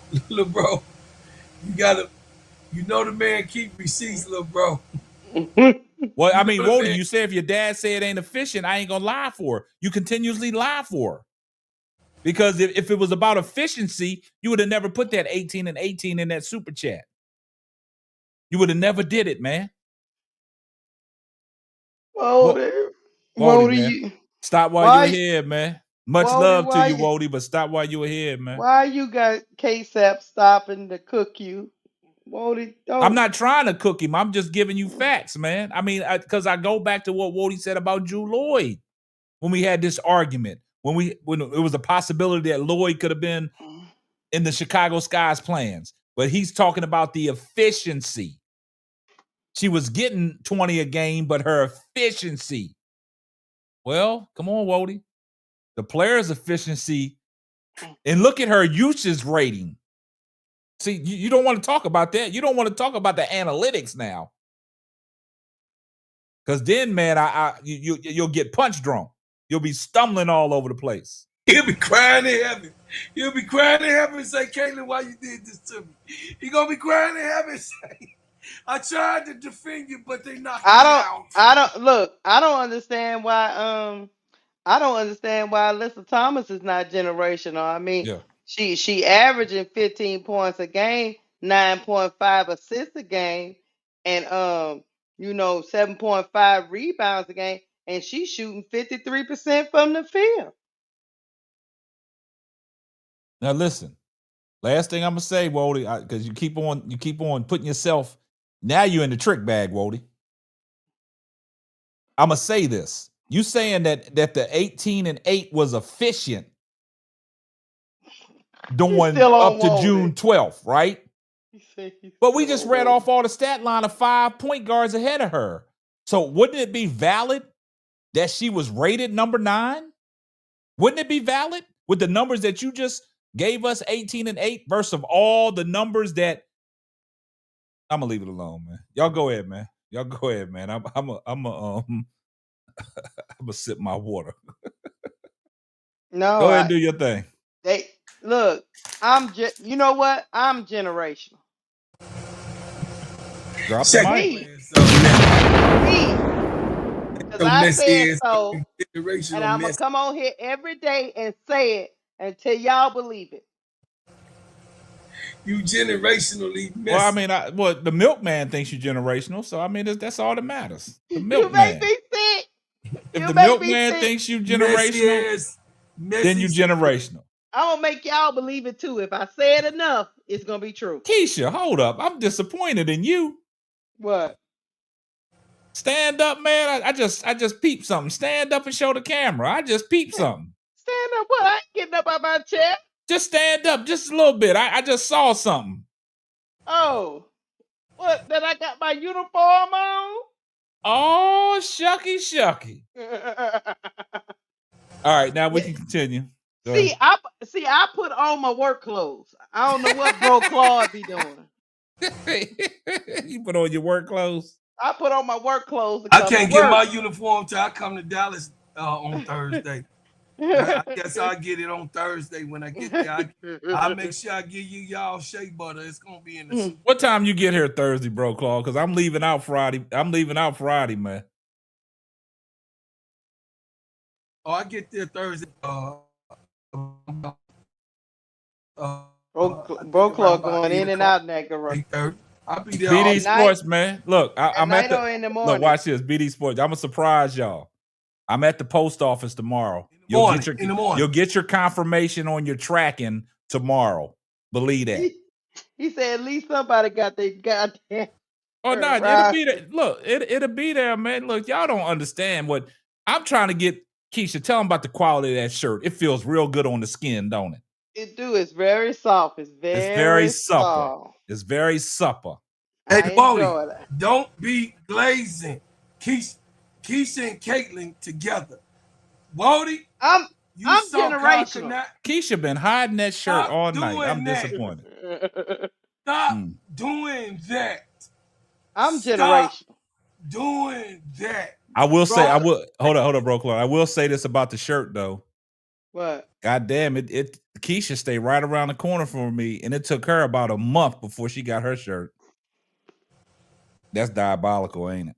I need you to do me a new shirt though, and it needs to say generational. All right. Across the back. All right. I need you to tell them because I'm a generational podcaster. You know why? Because I say so. Duvall, don't you go to sleep. Duvall, you got work tomorrow? I do have work tomorrow. God damn, Duvall, we got to get your ass up out of here. We gotta get you out of here, Duvall, man. We gotta get you gone, man. Get that super chat from Walter. Here comes the money.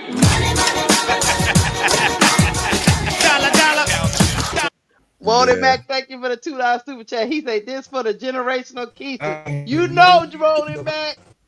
Walter Mac trying to get on your good side, Keisha. Don't fall for it. He trying to get there. He trying to get out that bag.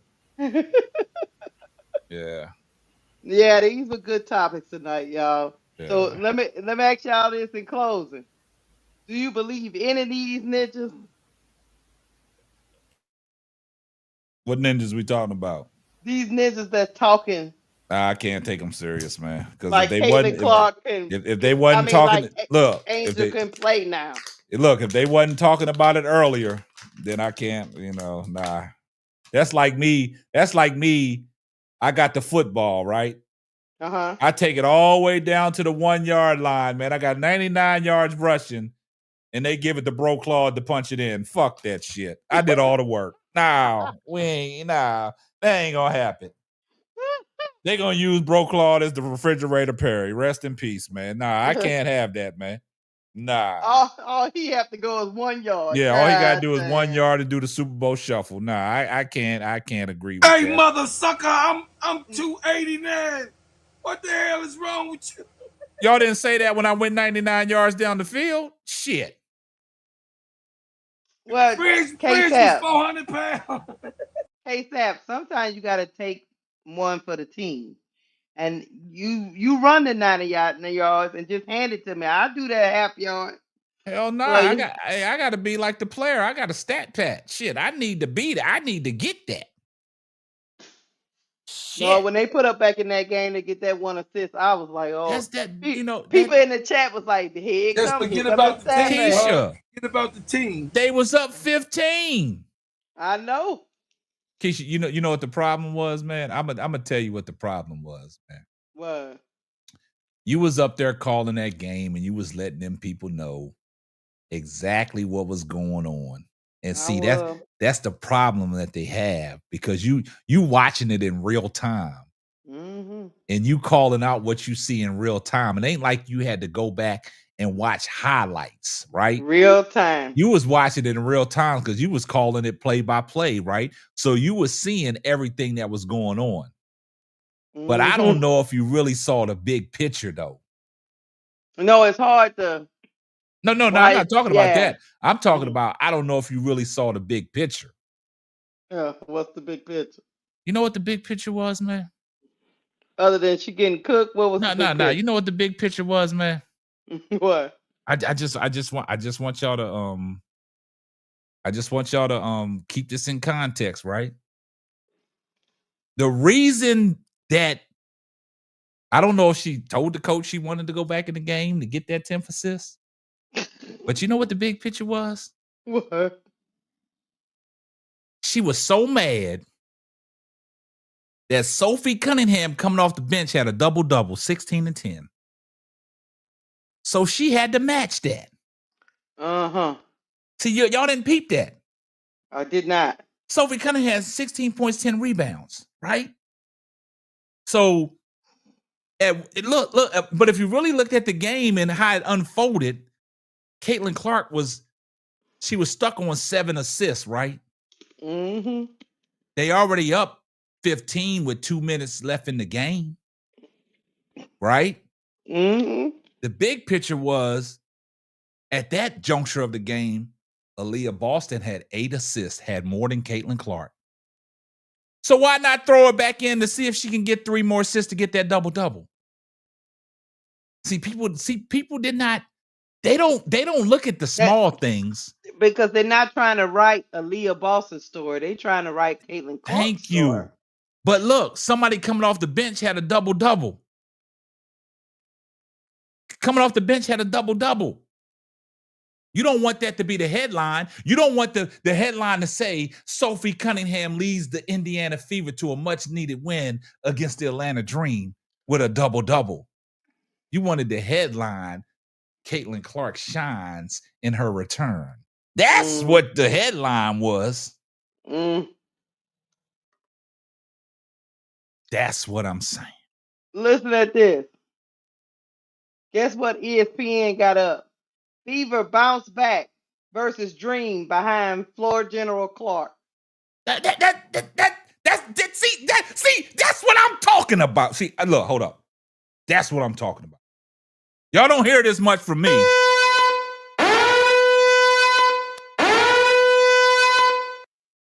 This is exactly what I'm talking about. The headlines. The headlines made it seem that she was a floor general because of the fact that they put her back in to take the assist away from Aaliyah Boston. But what it is, Aaliyah Boston had 8 assists, but do y'all realize Aaliyah Boston fouled out? Do y'all realize that? See, they can't hide this stuff from K-Sap. They can't do it. Because I be on it. That's the narrative, man. That's the narrative. When you got Sophie, why come you can't say why come you no, the headline should have been Kelsey Mitchell. Yes. That's what the headline should have been. Yes. That's what the headline should be. Kelsey Mitchell, the flamethrower that she was. Man, I'm done, man. I ain't got nothing else to say, man. I exhausted all my... This is the headline.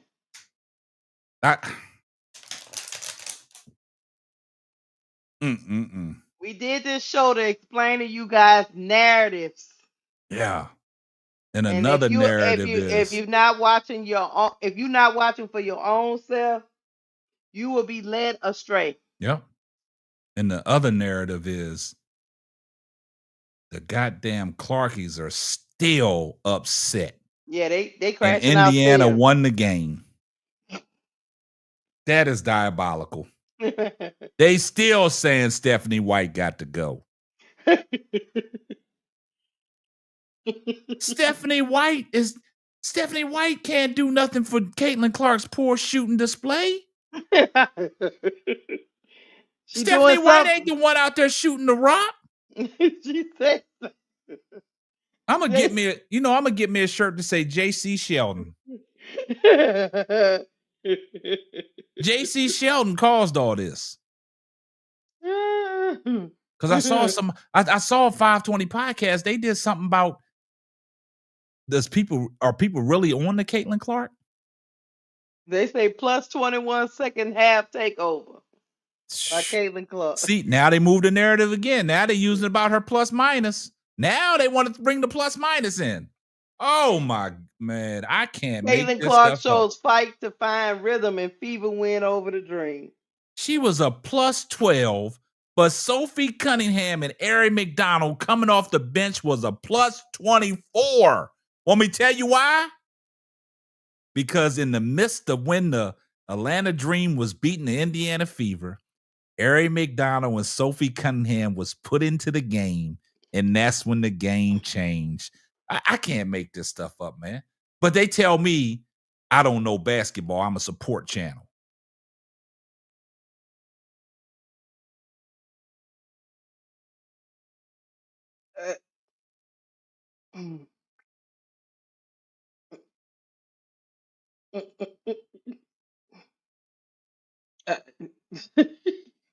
I can't.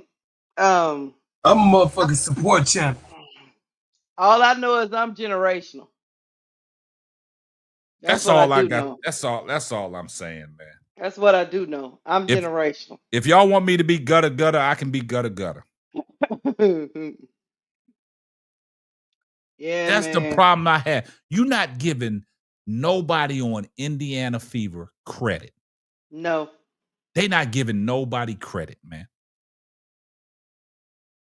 You can't even give Sophie Cunningham credit. You can't even give Kelsey the bailout Queen Mitchell credit. You can't even give Aaliyah Boston credit. The only thing that y'all keep telling me is Aaliyah Boston is a better player with Caitlin Clark. You can't even give. Look, everybody was loving Ari McDonald when Caitlin Clark wasn't there. Now all of a sudden, they trying to undermine her. Look, even the president of operations for the FIBA had to turn off, had to block, take her Twitter feed down. It's some people harassing her. She didn't took her Twitter account off.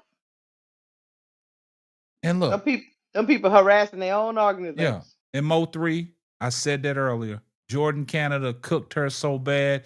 Had Caitlin Clark. Caitlin Clark is dizzy right now. She had her running in circles, man.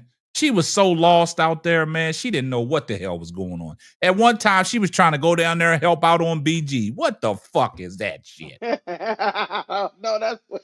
Man, Jordan Canada had her spinning in circles and she was falling into BG. I just, it's, and that goes back to the show we did last night, man. It's never been about the Indiana Fever. It's always been about the player. Hold on, y'all. There's one more thing, and then we getting out of here because he got to go to bed. He said he got to go, y'all. Well, he can sleep. He's sleeping on the job right now. He's sleeping. Hold on. Let me try to make this bigger. That's 2 nights in a row he went to sleep. Right. Everywhere I went. That's my girl, Jordan Canada. Jordan Canada. Look at Caitlin Clark. She was. What? That's what I'm saying. What? Wait a minute, y'all. The sea parted like the Red Sea. What is Caitlin doing? Who is she guarding? She just running. Look at Caitlin. What is that? Guys, we can't make this stuff up. Look what Caitlin is doing. Look, she just standing around. This is terrible. Now that was on Ari. You picking on Caitlin Clark. Hold on. That's look on at Caitlin Ari. Clark. Look. Is she confused where she's supposed to be? She don't know who she's supposed to be guarding. Keisha, get this off the screen. You making this good. You making her look too bad right now. Don't do it.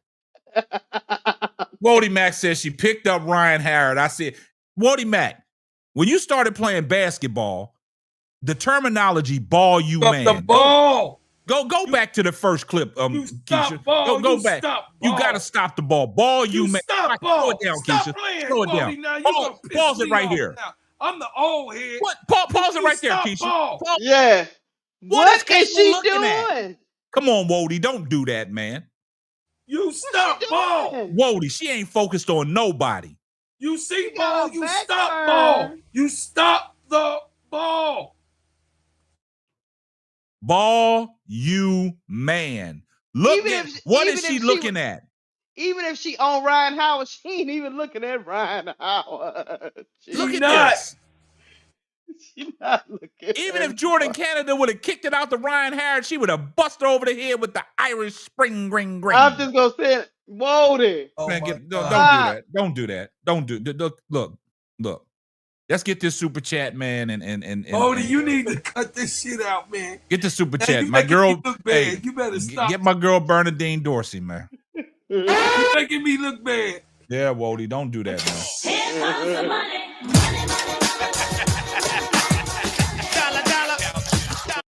Thank you, Bernadine Dorsey. I said they were going to turn on her. Caitlin is a whole mess. Trolling. He got to be trolling. He can't be serious right now. No, he trolling. I don't know. I mean, look, when I grew up, And when you're in practice, the coach always said, ball you man. Caitlin ain't looking at none of that.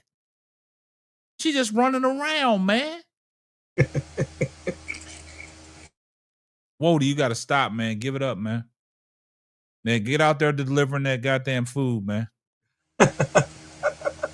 Hold on, y'all. Get out there. Hey, foul mouth sap. K-Sap is hilarious. I guess I'm hilarious, Mr. Delaware. Right here, y'all. Watch Caitlin. Look at her. She's just running around. Take that, Delaware. We go back. Just Wody Mac. I know she's supposed to be got Caldwell, but Wody, what's she doing? Wody, what is she doing? What? Man, stop, man. What's she doing? She look lost. Oh my God. New Leaf, what are you talking about? What are you talking about?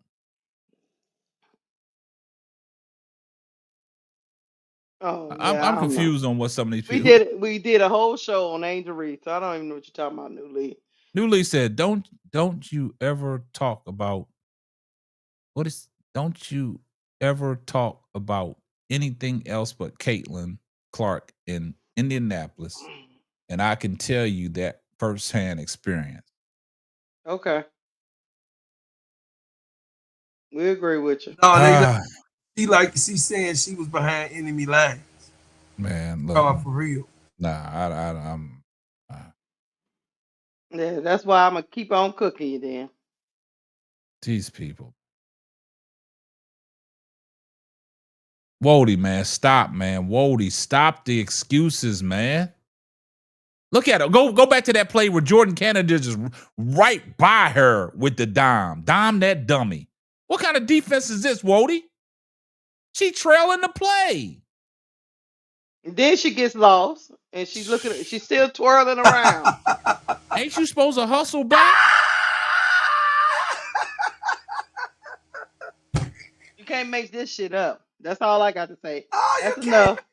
That's enough. That's enough. I'm not going to do CC like that. That's enough. CC, we apologize, man. We apologize. We love you, girl. CC, you need to go. They Lulu, though. They got. You need to go talk to Stephanie White and tell her you don't understand. They gonna continue to be sleep. They gonna continue to sleep. Tell Stephanie White you do not understand the scheme, CC. Do it now before you end up with a mixtape like Angel Reese had. Stop it, CC. So hold on, Wody. Hold on, Wody. Because I seen you twirling around multiple times in the game. Yeah. Let me ask this to Wody real quick. So you telling me, I just answer the question. So you telling me from your last comment, she got beat on that one. Okay, I'm saying the instruction was to double the monster in the paint. So you're going to use somebody that can't play defense to go double a 6'9" Brittany Griner. I beg to differ. Make it make sense, Wody. Stop the excuses, man. Somebody that can't play defense, you gonna tell her. Listen to me. And if Stephanie White told her to do that, yes, she a bad coach. But I cannot believe Stephanie White told CC to go guard 6'9" BG. Watch this, Keisha. It looked what appeared to be what ain't always what it seems to be. Because what happened was she was getting spun around so much, she just happened to be dizzy and falling into BG. So it looked like she was down there doubling. So Wody, stop that, man. I got it, Casey. Hold on. I got it now. I just found out. Just from looking at the tape. I got it, y'all. What? This motherfucker be spun around. She be forgetting. When she get on offense, she just get a ball up, fucking. Cause she still spinning. She don't know what the fuck she is on defense. She say, "No, what? I got the ball. No, you got the ball. No, we all got the ball." Man, I'm just appalled by courtside vision with Super Tony. Let me tell you what's going on. K-Sap. I can't make this stuff up. Here's the problem. On Real Talk, she doesn't care about defense. She don't make no effort. She don't make any effort. Yeah, Wody, you done. Good night. Because sometimes she get confused. Wody Mac, we understand you gotta go. We understand. You gotta take all that in. You still my man, Wody. You still my man. You still our man, but Wody, you got to stop, man. You had a bad night, Wody. You had a bad night. This is not. Yeah, they won. Hey, the guy that shot Drake. Hey, I bet you. Forget about Chicago standings. Look at what Caitlin Clark was standing. Look at what Caitlin Clark was standing. On several plays, she was standing in the same. I bet you any money. BG was even wondering. BG was out there wondering, why is Caitlin Clark on me? That motherfucking hand. She like, hey man, is this because the defense was so bad that she was getting spun into BG. Like that wasn't no game plan for her to go down. It appeared that way, but like I said, what appeared to be ain't always what it seems to be. And what was happening was, from the footage that the generational Keisha was showing, is that she was getting turned around, and it appeared that she was doubling BG. Man, I'm generational. He was playing solid defense. Y'all gotta stop this, man. Hey, she was playing solid. She was playing solid defense. What the fuck y'all talking about? Y'all gotta stop this, man. Man, this show going off the rails. Let's have a good night. Bye, Duval. I don't lead to the show is over. Nah, we'll go back to sleep. We here now. We on the D block. Y'all wanted me to be up. Hey, player. They wanted this, so we got to give it to them, raw and uncut.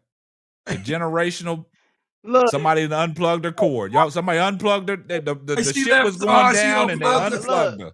I was showing that tape, and CC spun me around, and I got froze. You got dizzy and mad and kicked out the cord. Look, Lady J. You right. Look, Bernadine Dorsey. BG probably thought it was a setup. Like, what the hell is going on? BG, like, I'm not gonna touch her. I'm not gonna touch her at all. Hey, no, look. She in the paint. She like, somebody took my purse. He's like, bitch, they ain't nobody took your purse playing ball. What the fuck you looking for your purse for? William Goins, man. This is what I'm saying, William. Like, it's stuff that tape show you. And the tape clearly showed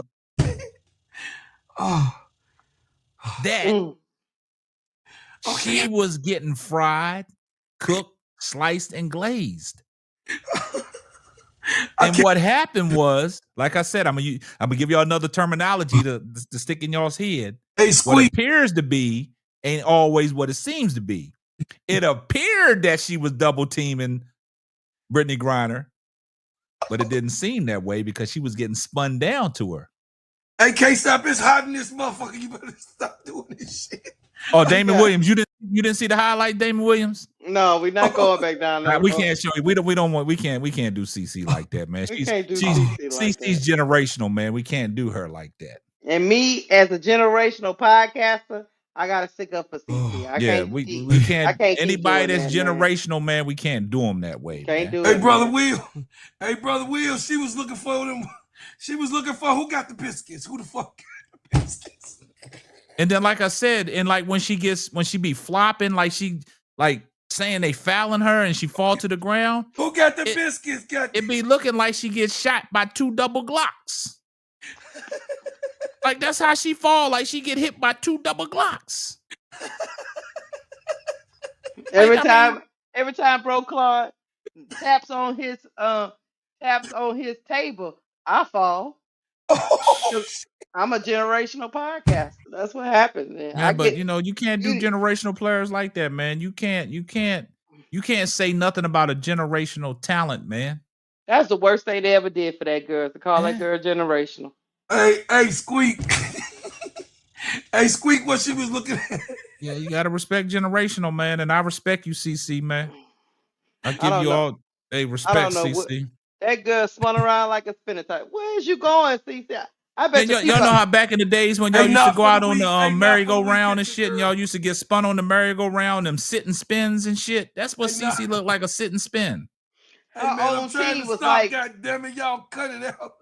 Her team was like, what? Why you got your back turned to the opponent? What you doing? But the bad thing about it is, man, what I'm so pissed off about, y'all, I'm really pissed off, man. All seriousness, I'm really pissed off, man. ESPN, the way they highlighted the show after the win, you did not mention none of these other girls that balled out and brought the game home. Kelsey Mitchell brought the game home. We're going to end with this. This man said, imagine thinking Caitlin Clark should have graced the cover of NBA 2K. Look at her stats. That's diabolical. Got the steals. And that shit in real time, Wody. I thought you was going to bed, Rody. 12-4. I thought they real butthurt about this 2K cover. Yeah. They real butthurt about that 2K cover. Hey, she was going to be on 2K. Hey, I want somebody to do this for me real quick. Oh, damn. What's 4 divided by 35? I just want somebody to put the number in the chat. Spam the chat. I want y'all to spam the chat with that percentage. 4 of 35, spam the chat. We're going to start acting like we on Twitch. Hey, man, y'all finna make W's in the chat. Come on, man. Spam the chat. Look. Spam the chat. No, I don't want that, Van. I don't want the 4 of 35. I want the percentage of 4 and 35. Oh, my God. Oh, my God. I want y'all to spam. Nope, Jacob, you're wrong. I want y'all to spam the percentage 4 of 35. 11.429%. They said 11. I want y'all to give me the whole. Hold up. Where's y'all's math at? Who? How many? Y'all graduated from summer school twice? It says the percentage of 4 and 35 is 11.42. Yeah, it's 11%. Calculated by divided. How y'all doing y'all's math? What you mean? 4 divided by 35. 4 divided by 35, brother. What is? I know I only went to the 3rd grade, but goddamn. I mean. That's the clock was spinning that's around. What my calculator said. 11%. She got case out messed up. He couldn't stop watching that damn spin. Hold up. How y'all doing y'all's math? 4 divided by 35. 4 divided by 35 is what? That's 8.75%, people. What fucking math school did y'all go to? Oh, okay. Let me do it again. I can't believe I'm done. I don't know who I don't know who I'm associated with. Look, that's what it said on my calculator. You don't 11%. do division like that. You take 35 into 4. Huh? No. Listen. No, you don't do that. 8.75% is 4 of 35.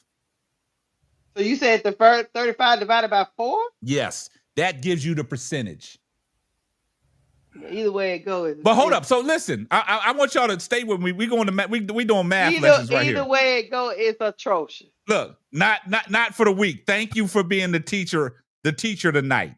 No, but you said hold up, bro. No. Slow down, bro. Let him have it. Hell. No, I'm not. You can't let me have it. It's facts. I'm just saying, okay. If you take the number of what CC shot over the last 4 games, that was 10%, right? Mm-hmm. Because she shot 3 of 28 from the field, which was 10.17%, right? 10%. Okay. 10% of 35. It's 3.5 though, bro. No, it's not. It is. Listen, you doing it. Look, 28 shots, right? Divide the 3 that she hit, right?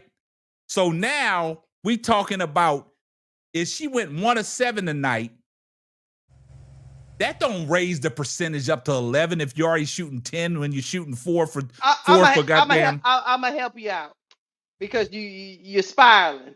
I'm not spiraling. I'm correct. You are spiraling. No, you're not. And I'm gonna show you. Hold on. Let me get here. Let me present something to you. And if I'm wrong, look, I'm going right to the website. No, I'm gonna present something to you. Hold on I'm gonna present something to you.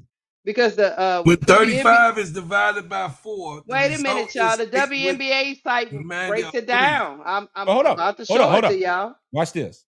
Present this, also Keisha. expressed of this decimal of 8.75. Hey, I shared my screen. Okay. Hold up. You can't present that little thing. It's not. You can't see it. Yeah, I see it. So look at that right there. Look at the percentage that they came up with. Okay. Still. That's right. 3 divided by 28 is 10.7. Okay, so now you shooting even worse, and you adding one more attempt to it with 7 more attempts. And so you tell me 4 divided by 35 is still 11.4. So her percentage raises up. Yes. How your percentage gonna raise up 1 out of 7? I'm gonna take you to school. Just hold on a minute. You can't take me to school. You can't take me to school. They got it on the graphic. You just did. Look, not for the week. Look what not for the week got. No, that's not the way you do that. So you telling me shooting even worse tonight gave her a better percentage at 11 point? Because if you make one out of 7 attempts. Yes, but you still made one. But Keisha, he's right. No, I'm not gonna tell you you're right when you're wrong. You're wrong. I'm not wrong, Keisha. No, listen. Hey, listen, both of y'all listen. He is right because how many attempts did she make? 35. How many? 35 attempts, and she only made one more. Then why did they put this graphic up here then? Then this is wrong. Hold on a second. Hold on a second, Keisha. Just give me a minute. How many attempts did she make? 35. How many did she score off of those 35 attempts? That is 8.75. Exactly. Your percentage can't. Keisha, listen. I'm gonna say this and I'm gonna leave it alone. How is your percentage gonna? Do you want me to show you what I'm looking at? Keisha, I don't care what you're looking at. That's wrong. Okay. Listen to what I'm saying. Keisha. From what that graphic is on the screen, right? 10.7. You made one shot out of 7 more attempts. How is that going to raise your percentage 1% to 11 something? It don't make sense. All I'm telling you then the whole WNBA is wrong. That graphic on the screen, 3 of 28 at 10.7%. You add 7 more attempts to the 28. Do you want me to show you? Keisha, you can't show me that because it's wrong. Okay. Math is math. It's not. It is math, but you're doing it the wrong way. So Keisha, how is her percentage gonna rise if she only made one more shot? She's stuck on what you said before, boss. See, no, I'm not stuck on nothing. You divide. Listen, she's dividing 4 into 35 instead of dividing 35 into 4. Because that's how you get the percentage. No. It is. No, baby. Let me know when you want me to show it to you. Because ESPN and WNBA and all the websites do it for you. Okay, but just hear me out, player. Just hear me out, player. She took 35 shots. That's the principal number, right? I'm asking, right or wrong? She took 35. But she made 4 of those 35. Okay, so we dividing 35 and 4. No, you don't divide 35 by 4. You take the percentage of 4 of 35. That's what the field goal percentage is. Because 4 of those 35 were made. I know. I'm not disputing that. I'm telling you where they came from with the number. I'm only telling you where the 8.75 come from. I'm not. I know where you get it from. You y'all doing the shit wrong. You're doing it wrong. Right. I'm not doing it wrong. This is what. Keisha is right. I understand what he's saying. The number is 11.7, whatever that number was. It is 4 divided by 35. No, that is a total of 35 shots. Right. 4 of them were made. That means 4 divided by 35. 31 of them were missed. So you can't do 4 into 35. 31 of them was missed, not 35. 4 of them was made. Yeah. 31 was missed. That's why you Yes. got to do 435 to get the percentage that was made. I said what the number you mistaken for me. I said in the beginning when he said 4 divided by 35, I gave my answer, right? It was 11. Uh-huh. Okay then. But I had to go and see where he was divided from. See that KSAP? See KSAP? 4 divided by 35 is 11.43. She is correct in that. Vol, stop sneezing on camera. Because you can't just dismiss the ones that were made. Okay, accountant. I know what the fuck you is. I do this for her damn living. Just hold on, but I'm explaining it. Gingerbread and that sapien over there. I'm not agreeing. I'm the one that said what it was when he said look it up. I'm just showing you where he was coming from, and you keep thinking I'm telling him he right. And wrote it back talking about Chat GPT. I'm saying that what he was, how he was dividing it, he was right. How he was dividing it. It is that, but that's not how it goes. It's 4 divided into 35, which is 11.43. All right, bro, Claude. Not 35 into 4. He was dividing. They listen on Google. They got different calculations. Everybody says stick with the chat G. What the fuck it is? Chat. What is it? Chat GPT. The AI shit. Mm-hmm. You got to go with AI, guys. No, I'm gonna go when you're wrong, you're wrong. You got to go with AI. Wrong. I didn't say you was wrong. I said when you're wrong, you're wrong. I can admit when I'm wrong, but the calculation that I'm looking at from this stat that I got right here, it's say 8.75%. I know what you did. That's because you divided 35 into 4, which is not mathematically correct. Mathematically correct is she made 4. So 4 out of the 35, you're dividing 4 into 35, which makes it 11.43. That's the 1 of 7 is what she did tonight. 14.3%. Right there.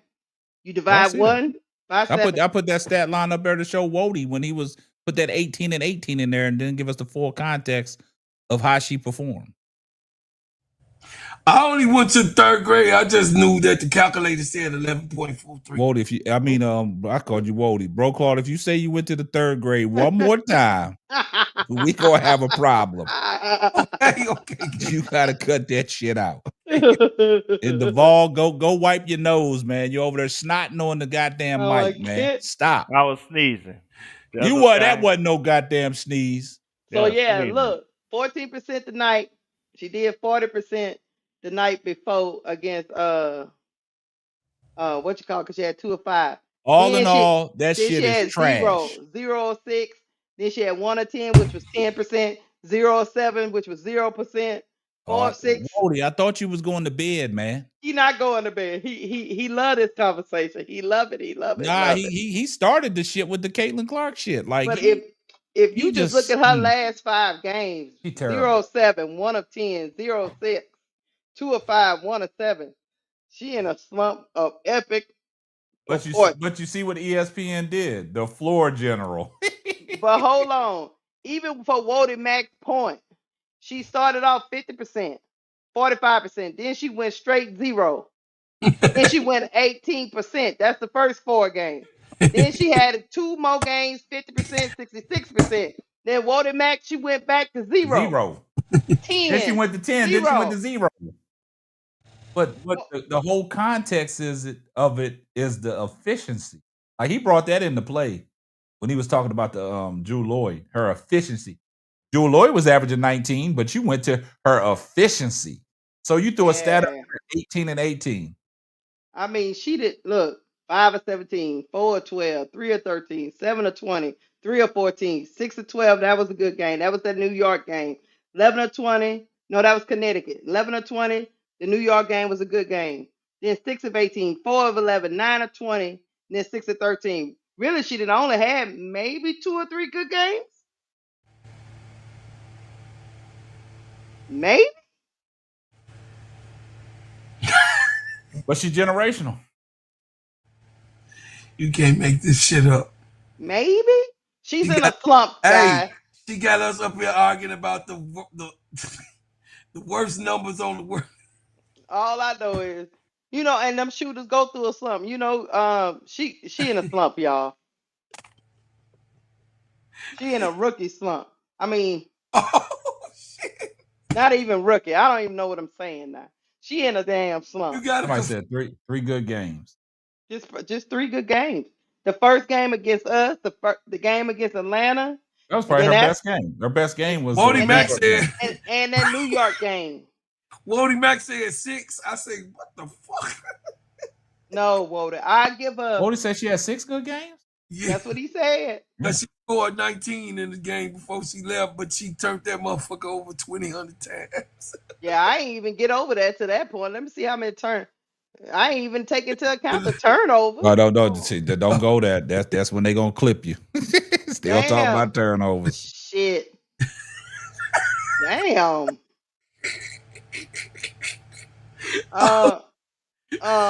Wody? Oh, hey, Sister Shell, they got me sweating over here. I got the fan. I'm sweating. She the GOAT. Who said she the GOAT? Hey, Damon Williams. Oh, wow. Y'all trolling now. Say she the GOAT. Damn, Wody. Wody, even this game. Wody. Every time you say something, Keisha, Wody coming back. Wody, go to bed, man. Now he said no to cumulative of the first 6 games, 3 points. Even this game I gave her with New York, 55% she shot on the field. She had 7 turnovers. Damn. Well, all in all, regardless of how fucked up our math was tonight, she's still bad. In this one game, she had 10. 8 turnovers, 6 turnovers, Look, 7. 8 and 11 ain't that big of a difference to me. That shit is still trash. And like Bro Claw said, you put a silhouette on that number right there. Is that worthy of anybody's all-star selection? Is that worthy of a player? The coaches would, hey, look, you get your foul out of ass out. Hold up, Bro Claw, hold up. You take a silhouette on that, and if you're doing it by the NBA, is that even worthy of the coaches voting her in? No, they gonna vote her ass out the gym. Say, get your $5 ass. She might have to pay for her own ticket to get into the goddamn All-Star game with numbers like that. No, she just gotta walk. He live in Indianapolis, so she just gotta walk to get to the damn stadium. Yeah, Paige, Wody done for the night. I don't know, Wody, man. Go to bed, man. I tried to get. Hey, Lady J. Wody, didn't your app go off, man? Didn't your app go off talking about you got a food delivery, man? Come on, man. Wody, somebody hungry. Let me tell you something, Wody. Hey, I ain't never seen nobody get no 10 turnovers in one game. That's the first time I ever seen some shit like that. Kurt Blanco in the building. Mr. Delaware says once you get past 5 turnovers, it's trash passing. Yeah. Especially if it's not okay, I'll give it to y'all. You know why it's so egregious? It's one thing to have like 2 or 3 of them be offensive fouls or something, because they call that a turnover. But all of hers are not offensive fouls. They are all legit turnovers. And you can't say that though, Keisha, because she only averaged. I mean, I agree with you. She only averaged like 2 or 3 fouls a game. So you know what I'm saying. So I mean, they just try anything, man. That's what I'm saying. Jacob C said Caitlin Clark ain't get head trash. She had a 10 turnover game last. I think her career high in turnovers is 12, ain't it? But it don't matter. We about to go. DC is generational. I'm generational. Nah, Keisha, they don't want your ass to go now. Shit. Because my math was right. Your math was right. You're not generational. Hey, Jacob. Hey, Jacob C, you diabolical. He said MVT. AKA most valuable turnover. You can't go now. You can't go now, Keisha. I'm gonna do you like you do me. Nah, Ninja. Stay your ass up on here. They want you now. Duvall gotta go to sleep. Kurt Blanco, my man. Thank you for the super sticker victory Taylor. Look, she can't even get it out. It's all because Here comes the money. Don't get mad. Don't get Nah, mad. Keisha, they said you got to stay. You on the D block for real. I just don't understand why they make us do this to this girl. Hey, look, hey, chat. I do gotta apologize for something though. I do gotta on Keisha's behalf. Oh shit. Keisha ain't post nobody's comments to the screen. That was the first comment that I saw posted to the screen outside of a super chat. I can't make this shit up. I did that. How you do that, bro, Claw? I did it because it was Lady J. Look, hey, how you posting? Oh, because he I'm over here working. Let me tell you how. Because I made him a part of my team, and he about to get cut off. You see how they do me, chat? See how they exclude me from shit? First of all, player, don't be talking about the locker room shit. I forgot. I'm just saying I can't even get a control to put a comment on the damn. Yes, you can. I only did that to Brocaw's goofy tail because he was having a hard time. How you want to give it to Bro Claw and he don't want to do no goddamn work inside the goddamn. To download stuff into his thing. Is we throwing motherfuckers under the bus around So this I had to make him a part of my team so I can control his Keisha, really? Keisha, this what we doing? I'm about to hook you up. Keisha, this what we doing? No. When Bro Claw don't want when Bro Claw don't want to run no show, this is what we doing? Y'all. What's your email with StreamYard? This is Keisha, I only got one email. Come on now, don't do me that way. No, the one with StreamYard. What it? The only email I got, man, ksap23 at Gmail. Okay. Did y'all guys, see I apologize. And if Bro Claude had control all this time, y'all need to get on him too, man. I didn't have control because Keisha said you touched these motherfucking keys. I think that's why L left the building, man, because you didn't post none of her comments, man. Let me tell you, I upgraded to the StreamYard with the teams, so I can control Bro Claude. That's how generational Keisha is. Overwhelmingly. Put that comment up there since I can't put it up there. Shit. I can't stand you and Honey.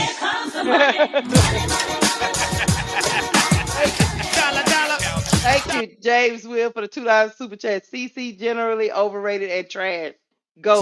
K-Step, you should have got an email that say you got access. All right. Look, see, that's what I was telling y'all, chat. Y'all see what Baby Page said. Hold on. Baby Page said. Yeah. But you'll put shit up there like that, Bro Claude. Okay, let me say this. Not too much.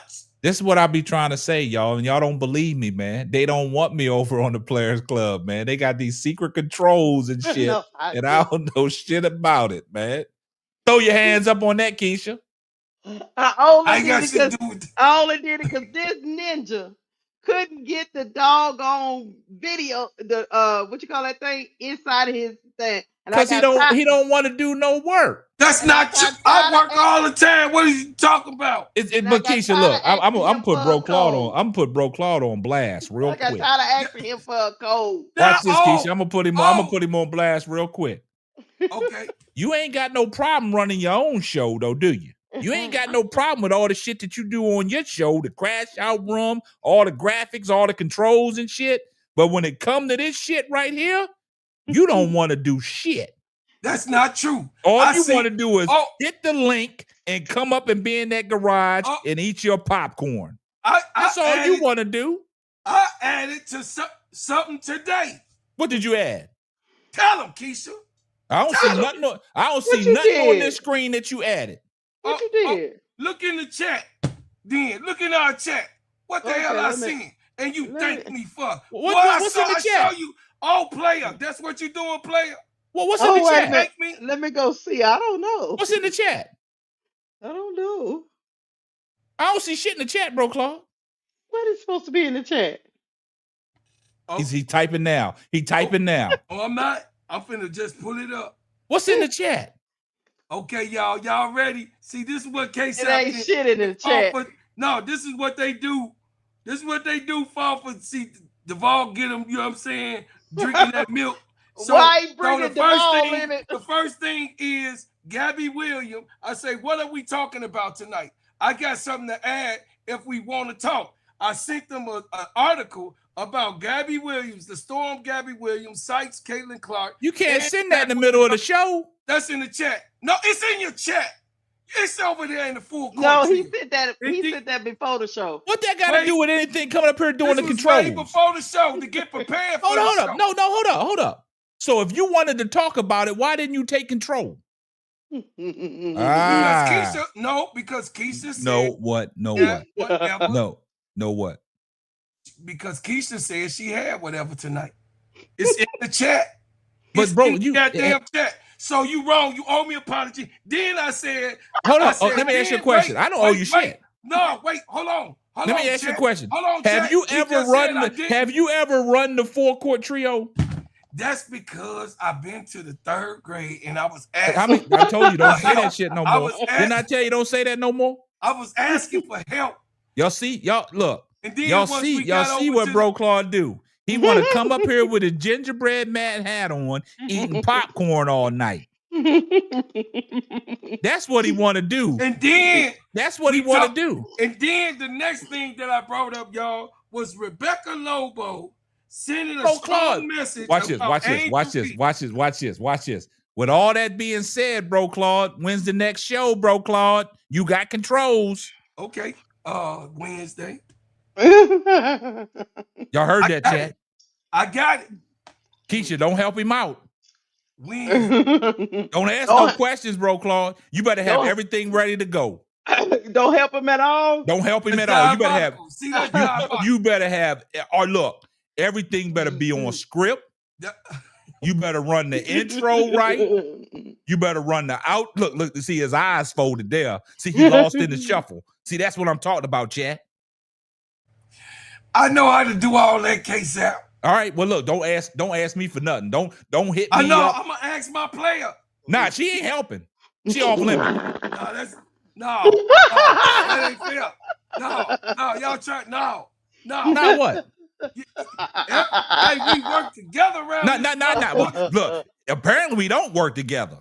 Oh, that's what we doing. That's what we doing. Jack, this is conspiracy. Nah, you wanted to bring it out there. I gotta bring it out there. I ain't saying shit. That's you. Bro Claude. He just did a Jedi. This is what Bro Claude want to do. He want to clock that. Look. Nah, don't worry, K-Town Brown. Look, this is what Bro Claude want to do. He want to cock that gingerbread man hat to the side, eat his popcorn, and kick back, and just put his arms folded on his chest like he pissed off at the world. Not too much. You heard what my baby Paige say. Not too much, K-Sap. See, you want to put shit like that on the screen. I'm trying. You know. You say he tried. Look, it took me 14 years to tie my shoe. Stop that. Bro Claude. This is what I want to say. Let's end this show right now and start a new show. Oh shit. Huh? Look. Oh shit. Now he want to act like radio. What you want me to do? He want to act like radio now, y'all, huh? Now you want to be radio. Hey, Victoria, you better not be egging him on, Victory. You better not talk about you got your film on. That's all Bro Claude want to do is eat popcorn. That's all he want to do is eat popcorn and toss shea butter all over the place. That's all he want to do.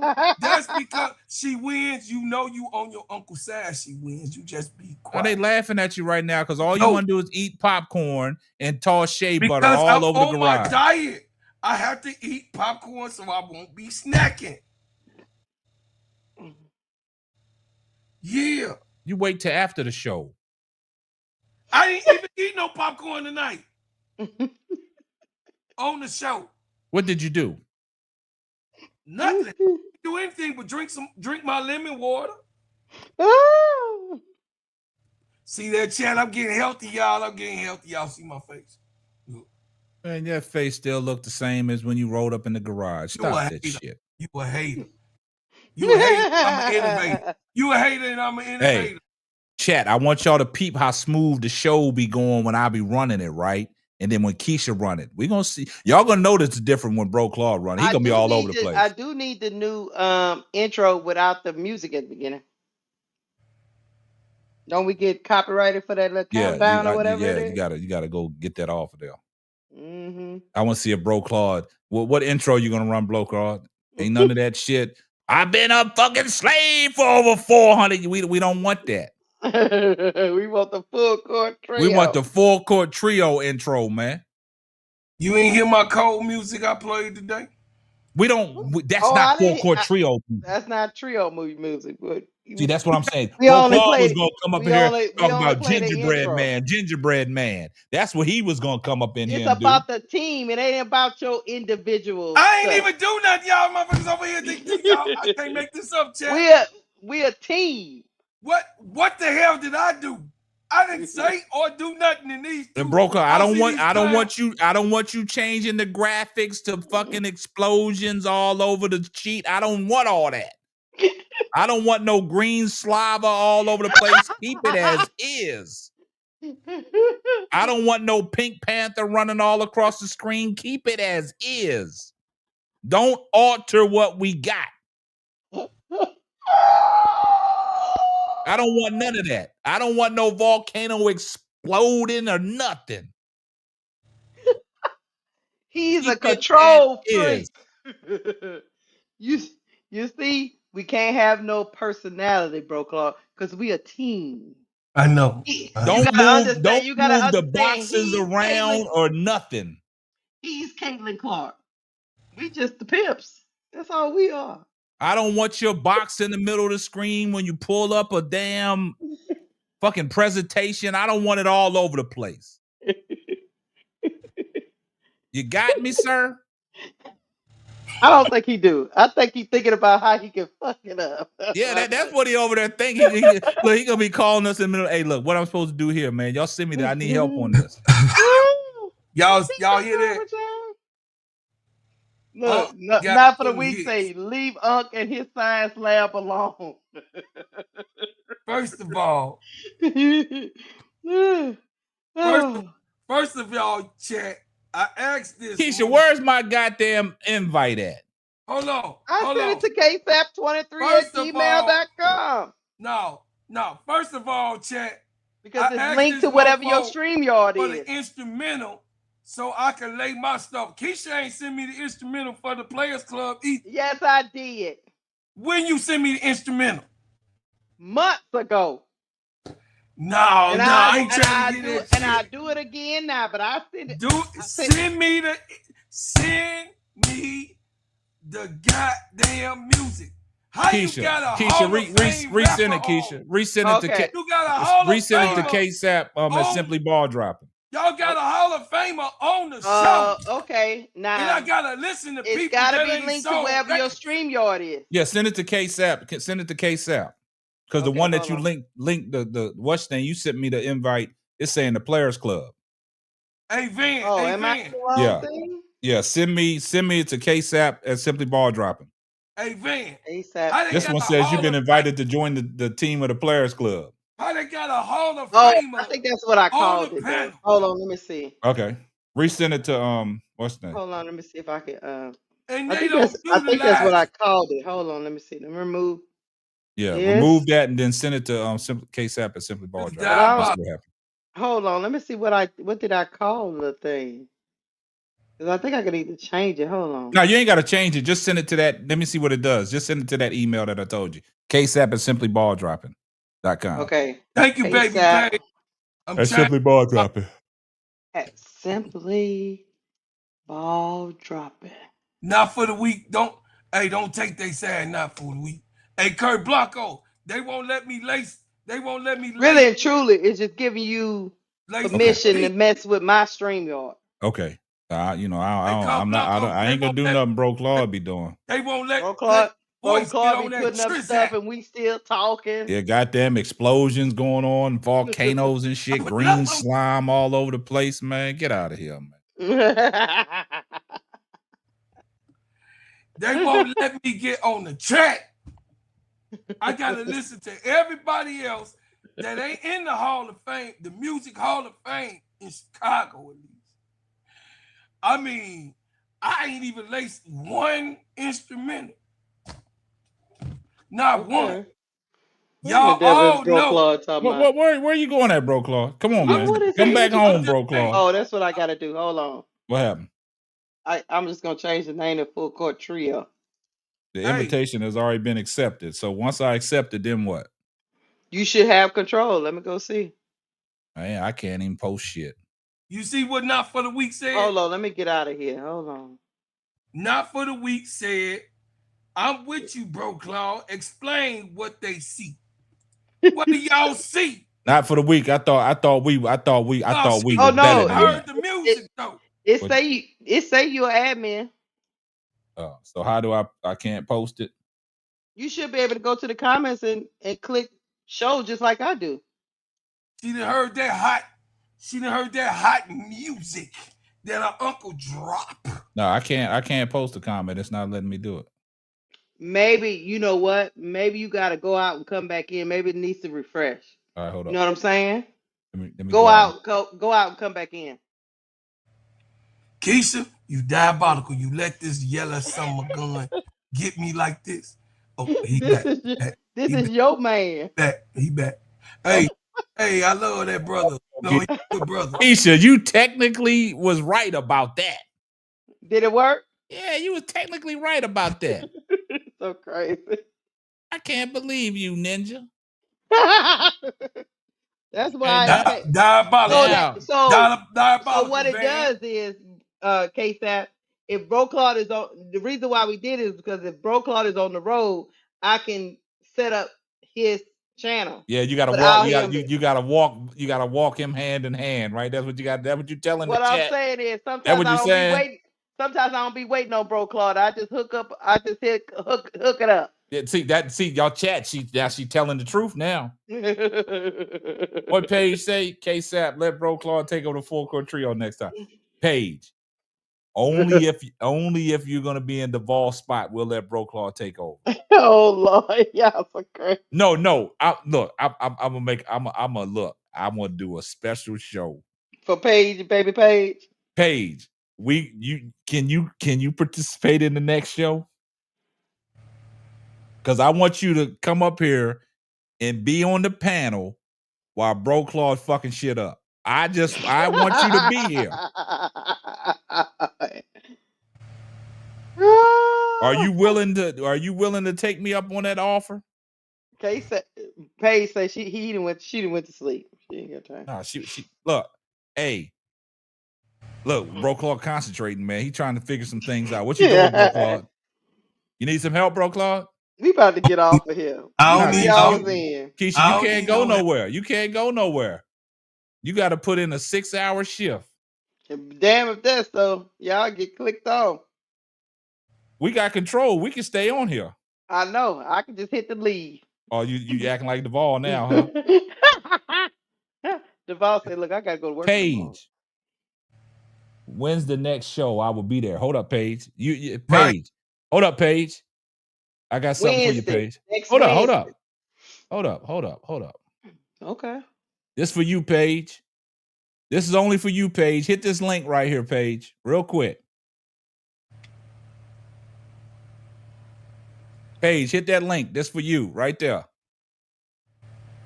Hit the link, Paige. Hey, chat. They don't want to hear nothing else from you, Broclaw. They don't want me to lace that good stuff. This uncopywritten material. Oh, shit. Paige, hit that link, Paige, real quick. Uncopywritten material. They don't what want are you to be talking hit. about, Broclaw? What are you talking? Bro, long as we don't get no strike. Ain't no strike. All right, well, okay. All right, cut that off. Cut that. Paige trying to talk. Paige. Yeah. Are you there, Paige? I'm here. Okay, Paige. This you got to help us out. Broclaw, when is the next show? Wednesday. What time? Wednesday at 8:00. Say that one more time. Wednesday at 8:00. Okay. All right, Paige. What time zone are you in, Paige? Central. You hold up. Ain't you? Where you with in? me. You in Texas? Houston. Oh, you in Houston. You're right. You in Yeah. Houston. Paige, this is what you need to do. Tell them baby Paige. Not You so. need to send your contact information. You got an Instagram or something like that? Yeah, I have an Instagram. You gotta send us your Instagram so we can send you the information on what we're talking about, because we're gonna need you in the studio before we start. Where can I send that to you? Yeah, you can just send it to the Instagram, or you can send it. Just eat. Oh, shit. Email me your Instagram handle. Email me at ksap@simplyballdropping.com. Okay. Let me go ahead and send it right now, so I make sure I got it, and then I'll give it to Keisha and Bro Claude, so we can include you in what the topics are going to be, and so you can come up and watch how Bro Claude run the show. Just diabolical. She trusting you, Bro Claude. Baby Paige know her uncle is the shizzard. All right, what day? I'm gonna let Paige gonna get off, and she's gonna like never again. I'm gonna go up there while Bro Claude. I'm gonna call Keisha anyway. Look, you see that? You see, he got questions already. All right, did you get the email? It's ksap at Simply Ball Dropping. Yes, I'm trying to. At least I don't be lying. Okay, hold up. She's trying to do it now. Jonathan say, "Wait, what about me? God damn it, Jonathan, you be walking around too much, man. You never stationary, man. You got to be in stationary. You be playing Mortal Kombat and everything. You be playing Mortal Kombat. You be lifting weights. You be shooting people at your security job. You be running. You be like, hey nigga, stop running.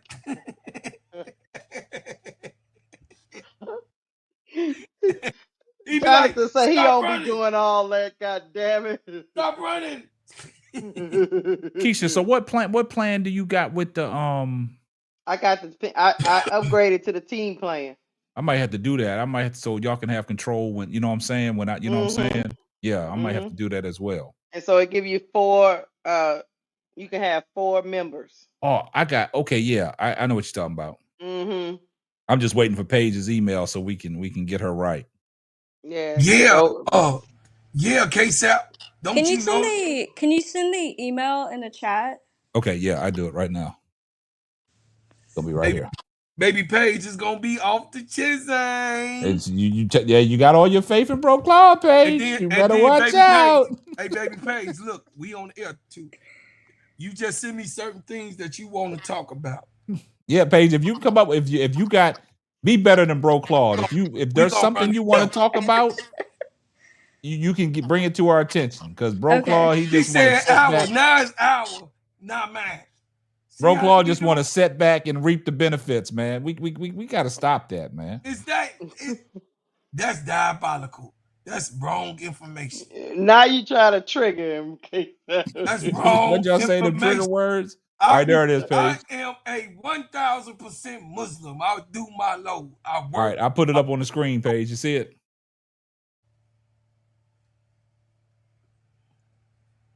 All right. Damien, what's up, Damien? Thank you, man. Thank you for coming. Hey, y'all, look. Won't y'all do this for me, though? I hit 2,000 today. Dubs in the chat.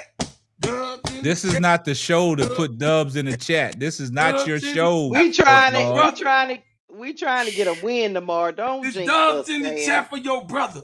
Dubs in the Let chat. them do that on your platform. No, you did it, so shut up, nigga. I didn't do shit. Yes, you did help me. You helped me do it. Dubs in the chat. Shut up. Hey, nigga. y'all go over to Steady Serving. Look, people ain't even listening to Bro Claude. If what y'all want to do, y'all want to go over to the video. Dubs in the chat. See, look, that gingerbread shit. Won't y'all go over to one of the videos that he did today and put dubs in his comments? Dubs in the chat, y'all. Look at ADP. Dubs in the chat. Bro Claude, you don't make no sense, man. We be winning. We be winning, K-Stop. You know we win. No, we don't. We didn't won 6 games. We be winning. The game is at noon tomorrow. We're gonna start the pregame show at 11 a.m. y'all, for Sky versus. You still there, Paige? Thank you, not for the week. I love you. Thank y'all. Thank y'all. Yes, I'm still here. I just sent it. Okay. I'm waiting for it to come through. Houston, Chicago, stand up, baby. All right, here we go. I got you. All right, I got it, Paige, and I'll send it to everybody, and then we can respond to you, and we'll let you know. And then you can send, if you want to, send all your, if you want a subject you want to talk about, send it over to the funny guy, the funny man over here, Bro Claude. Send it to the funny man, the funny guy. The funny guy. Hey, I've been called that too. Send it to the funny guy. Yeah, he's a funny guy. I like him. Thank you, Cart Blanco, for the $5 super chat. Well, look, Bro Claude, hit the money. Hit the money sign, Bro Claude. Let me hear it. Hit the money sign. You ready? You ready for the money sign? Look, he can't even put shit on cue. Look, I'm finna hit the money sign because you supposed to do it, but you gonna put it on me. When you run your own show, you got to do it. I ain't running the show though tonight. Well, you had controls before me. Here comes the money. I had to do it. I ain't responsible for the night. But you started putting comments on the screen. Hey, I was. Y'all see what we got to deal with, y'all. See that, Paige? Not too much on Bro Claude. Hey, Paige, you see how Bro Claude? Look, you got to deal. You got to. Hey, look, you got to deal with him all Wednesday night, man. Look, Paige, when I help, I don't help. When I try to do something, nigga don't move. So now I don't know where to go. I'm like Caitlin Clark on defense. I don't fucking know. Where you want me to go, K-Sap? I don't fucking know. You're diabolical. I'm with you, Bro Claude. I see. I don't know. I see you. Hey, I see you got somebody that. Defense. I see you got somebody that trust and believe in you, boy. Baby Paige, hey, Baby Paige gonna help me through. See, I'm like the Spanish people that come over here and they got their little child with them and they speak the English. I'm gonna say, what that mean, Baby Paige? She gonna say, and then I'm what kind of Spanish is that? I'm just saying, she gonna stay it just like that. I'm just saying. I think you're drunk. What is you sipping on? It's water. I don't drink. Hey, he said he don't drink. I got something in that cup. Lemons. Maybe it's some passion lemons or something. No, that don't mean it ain't that white liquor in there. Talking about lemons. He got some white liquor in his cup. We got to watch Bro Claude. He a closet drinker. You can put me to the test. He say, "Hey, look, you say Bro Claude Spanish is diabolical." Hasta la vista, baby. Van said Bro Claude sleepy, man. I sure am sleepy. Yeah. Right. So, why they can't in just leave that girl? basketball, This shit was funny, man. I'm 5'5", so there's a whole. Hey, I like Carmelo's podcast. Yes, I don't have any above the rim experience. On the other hand, I'm not Angel Reese. I'm 99% on my layups because I can't afford to miss a layup. My layup is my dunk. You understand me? Right. So, in basketball, that dude's stupid. Yeah. So yeah, hey, Paige is gonna be a long ride for you. I hope you ready for the ride, man. Don't listen to him, Baby Paige. Don't listen to him. I'm just saying, Paige. I hope you're ready for the ride, Paige, because Bro Claude, he can be all over the place. She's not ready. I think we'll be fine. Okay. Baby well, Paige look, Paige, when Bro Claude get out of hand, reel him back in. I'm gonna use you to reel Bro Claude back in. He always do. All right. I'll be. Hey, Baby Paige, when you be on the panel, do I be cussing like that? And look, Paige, don't let the ball steer you wrong. No. Oh, Lord. We gonna keep away. He ain't gonna. No, the ball gonna watch tomorrow Wednesday. Keisha just gonna have to get mad because that's her enable partner. What the hell up? That's our enabler. Yeah, come on, Duval. Okay, Keisha, I need. You just mad. You're a hater. That's what happened. Keisha, I need you. Okay, Duval, come on. Grab my apron. Don't grab the other side. The milkman gotta have that. What is CC boyfriend doing? Well, who said something about CC boyfriend? That's him right there. That's how she was playing defense. Talking to her boyfriend. God damn. We gotta get out of here, y'all. Hey, don't. How you gonna try to run shit? Keisha, stop. He say, Trick, play some goddamn defense. She Van say, is calling us the crash out trio. Yeah, Van. Tell them. You tell them what you see, Van. Cause K-Sap your ass be crashing out. Y'all ain't never heard me crash out. You just crashed out and put the alarm on today. But I was calm with the crash. But look, my crash out is not your crash out. You be yelling and screaming, and I just be subtle with mine. Uh-huh. Okay. That's the difference, man. What's the difference? You fucking too loud and boisterous. You scaring motherfuckers. Don't you use that language with Baby Paige up on the damn panel. Nah, don't start that shit. Stop acting like Duvall. Paige is of age. Stop that shit. That's my baby niece. She don't need to hear all of this. She is not your baby niece. Stop that shit. She is of age. She is. You better know it. Paige, she'll slap you right across your nose. Paige, you see what we got to deal with goddamn bro Claude? Paige ain't gonna hit no elders. She already know. Bro Claude, stop treating Paige like Duvall treats her. Paige is of age. Stop it. What is this? Hey, Sal, just because you got 12-year-olds, I don't have 12-year-olds. I ain't got no 12-year-olds. My kids is grown and married, and I got grandkids. Boy, you got 12-year-olds. Shut up. I ain't got no 12-year-olds. You still sending ovens, breads to the oven. Did you see Bro Claude is delirious right now. Bro Claude is drunk. That's what I'm saying. Not for the week. You try to make Paige a toddler. Don't say that, Keisha, because some Muslims gonna clip this shit and they gonna take it to the damn minister. You better boy, run. Your ass better run. You better run. See, that's what I'm saying. Not for you see what Not for the Week said. See, I'm not gonna tolerate this no more. Y'all gonna stop making Paige as if she's a toddler. She's a grown woman. Y'all stop this. Not for the week. Baby niece too. She's not your baby niece. Stop. Cool. I got it. See, when you use terminologies like that, see, you making it look like Paige is still underage. Paige, it is 2:00 in the morning and Paige is up. Yep. That don't mean that. That don't mean nothing. You see how you acting, Paige.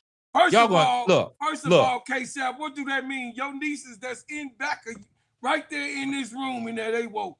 But it doesn't matter. But stop making Paige is on our panel. Stop making Paige. Paige is not no under. Look, this is no Diddy shit up here. Come on now. Tell your nieces that's woke right now, making noise in the background. Paige is a grown woman. Since you amen in this shit, go ahead and tell honey kids to go to bed. I'm only amen in that Paige is grown. Y'all gotta stop. See, you acting like Duvall. Don't do that. All I'm saying don't do that. No, the ball is on the other end. Paige is grown. He's not. Don't be comparing me to Duvall. Don't bring up Duvall. Duvall ain't here. Duvall ain't even here to defend himself. You wrong, brother. No, I'm not wrong. I was just giving you in context. That's how you acting. So stop. You taking it out of general context. Paige is grown. She is on grown people conversation. Tell them people you grown as a mofo. I'm 21. I'm grown. She's a baby. She's 21. Stop saying that. I don't care. She's grown. I don't know about that, homie. Stop, bro. I don't want to hear it no more. No. She's still a baby to me. I'm 55, oh my goodness, man. Look, you're gonna stop it. He's not gonna stop. He's not gonna stop. This is what you got to deal with, Pay. You're gonna deal with this all Wednesday. Baby niece, come on. Look, stop it. Okay. I'm finna show y'all. I don't want you to show me shit. We up out of here. I don't want you to show me nothing. For instance. No, ain't no instant. Leave it alone. Leave it alone, man. Now, see this? Nah, leave it alone, man. Hey, leave it alone. I see you, Jet. Hey, look. She say she 21, right? Oh my goodness, bro, Oh, Claude, Lord. leave it alone, man. Oh Lord. This The baby girl is right 20. here.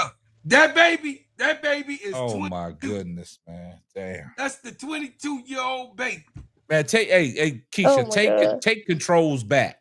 Bro Claude don't need no damn control. That's the baby. That go honey and my 22-year-old baby. Oh my No, goodness. bro, Claude. Real talk. That she is your baby because that's your child. Yeah. But my daughter is here and she is not nobody's babies but mine. No, that's what's wrong with the world. That's what To happened. everybody got else, this she is a kid- grown woman. No. If you got this and you right, you in Hey. it right, you all Chat. mine. Bro Claude, listen Yeah, to me. tell Bro Claude leave that shit alone, man. Hold on. I got him, K-Tap. You ain't got me nothing. No, let me finish.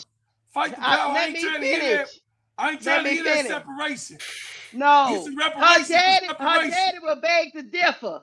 I don't care nothing about that. Your daddy wants some of that No, I reparation say money. Oh my Your God. daddy wants some My of that daughter's daddy will reparation beg money. to differ, bro, Man, Claude. look, Bro Claude, man, stop, man. Hey, Keisha, you can go at a Paige. Your Just be daddy ready. gonna be right in the line Paige. with that reparation Yeah. money. Stop, Like, Bro Claude. Stop. What did Van just say?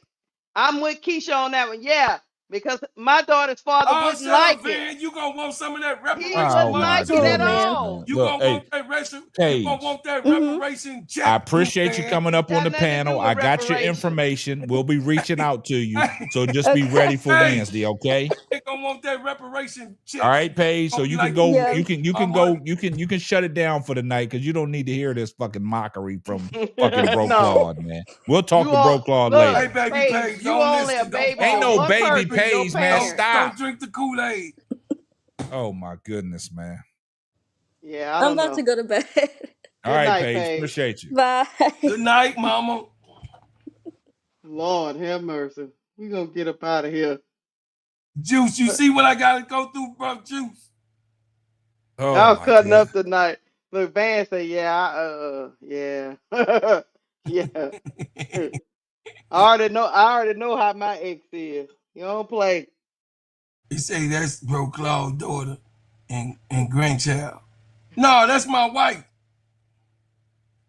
What you talking about now? He say that's Bro Claude's daughter and grandchild. Okay. No, All right, let's shut it down. that's honey. Take controls away from Bro Claude. Let's go. That's honey.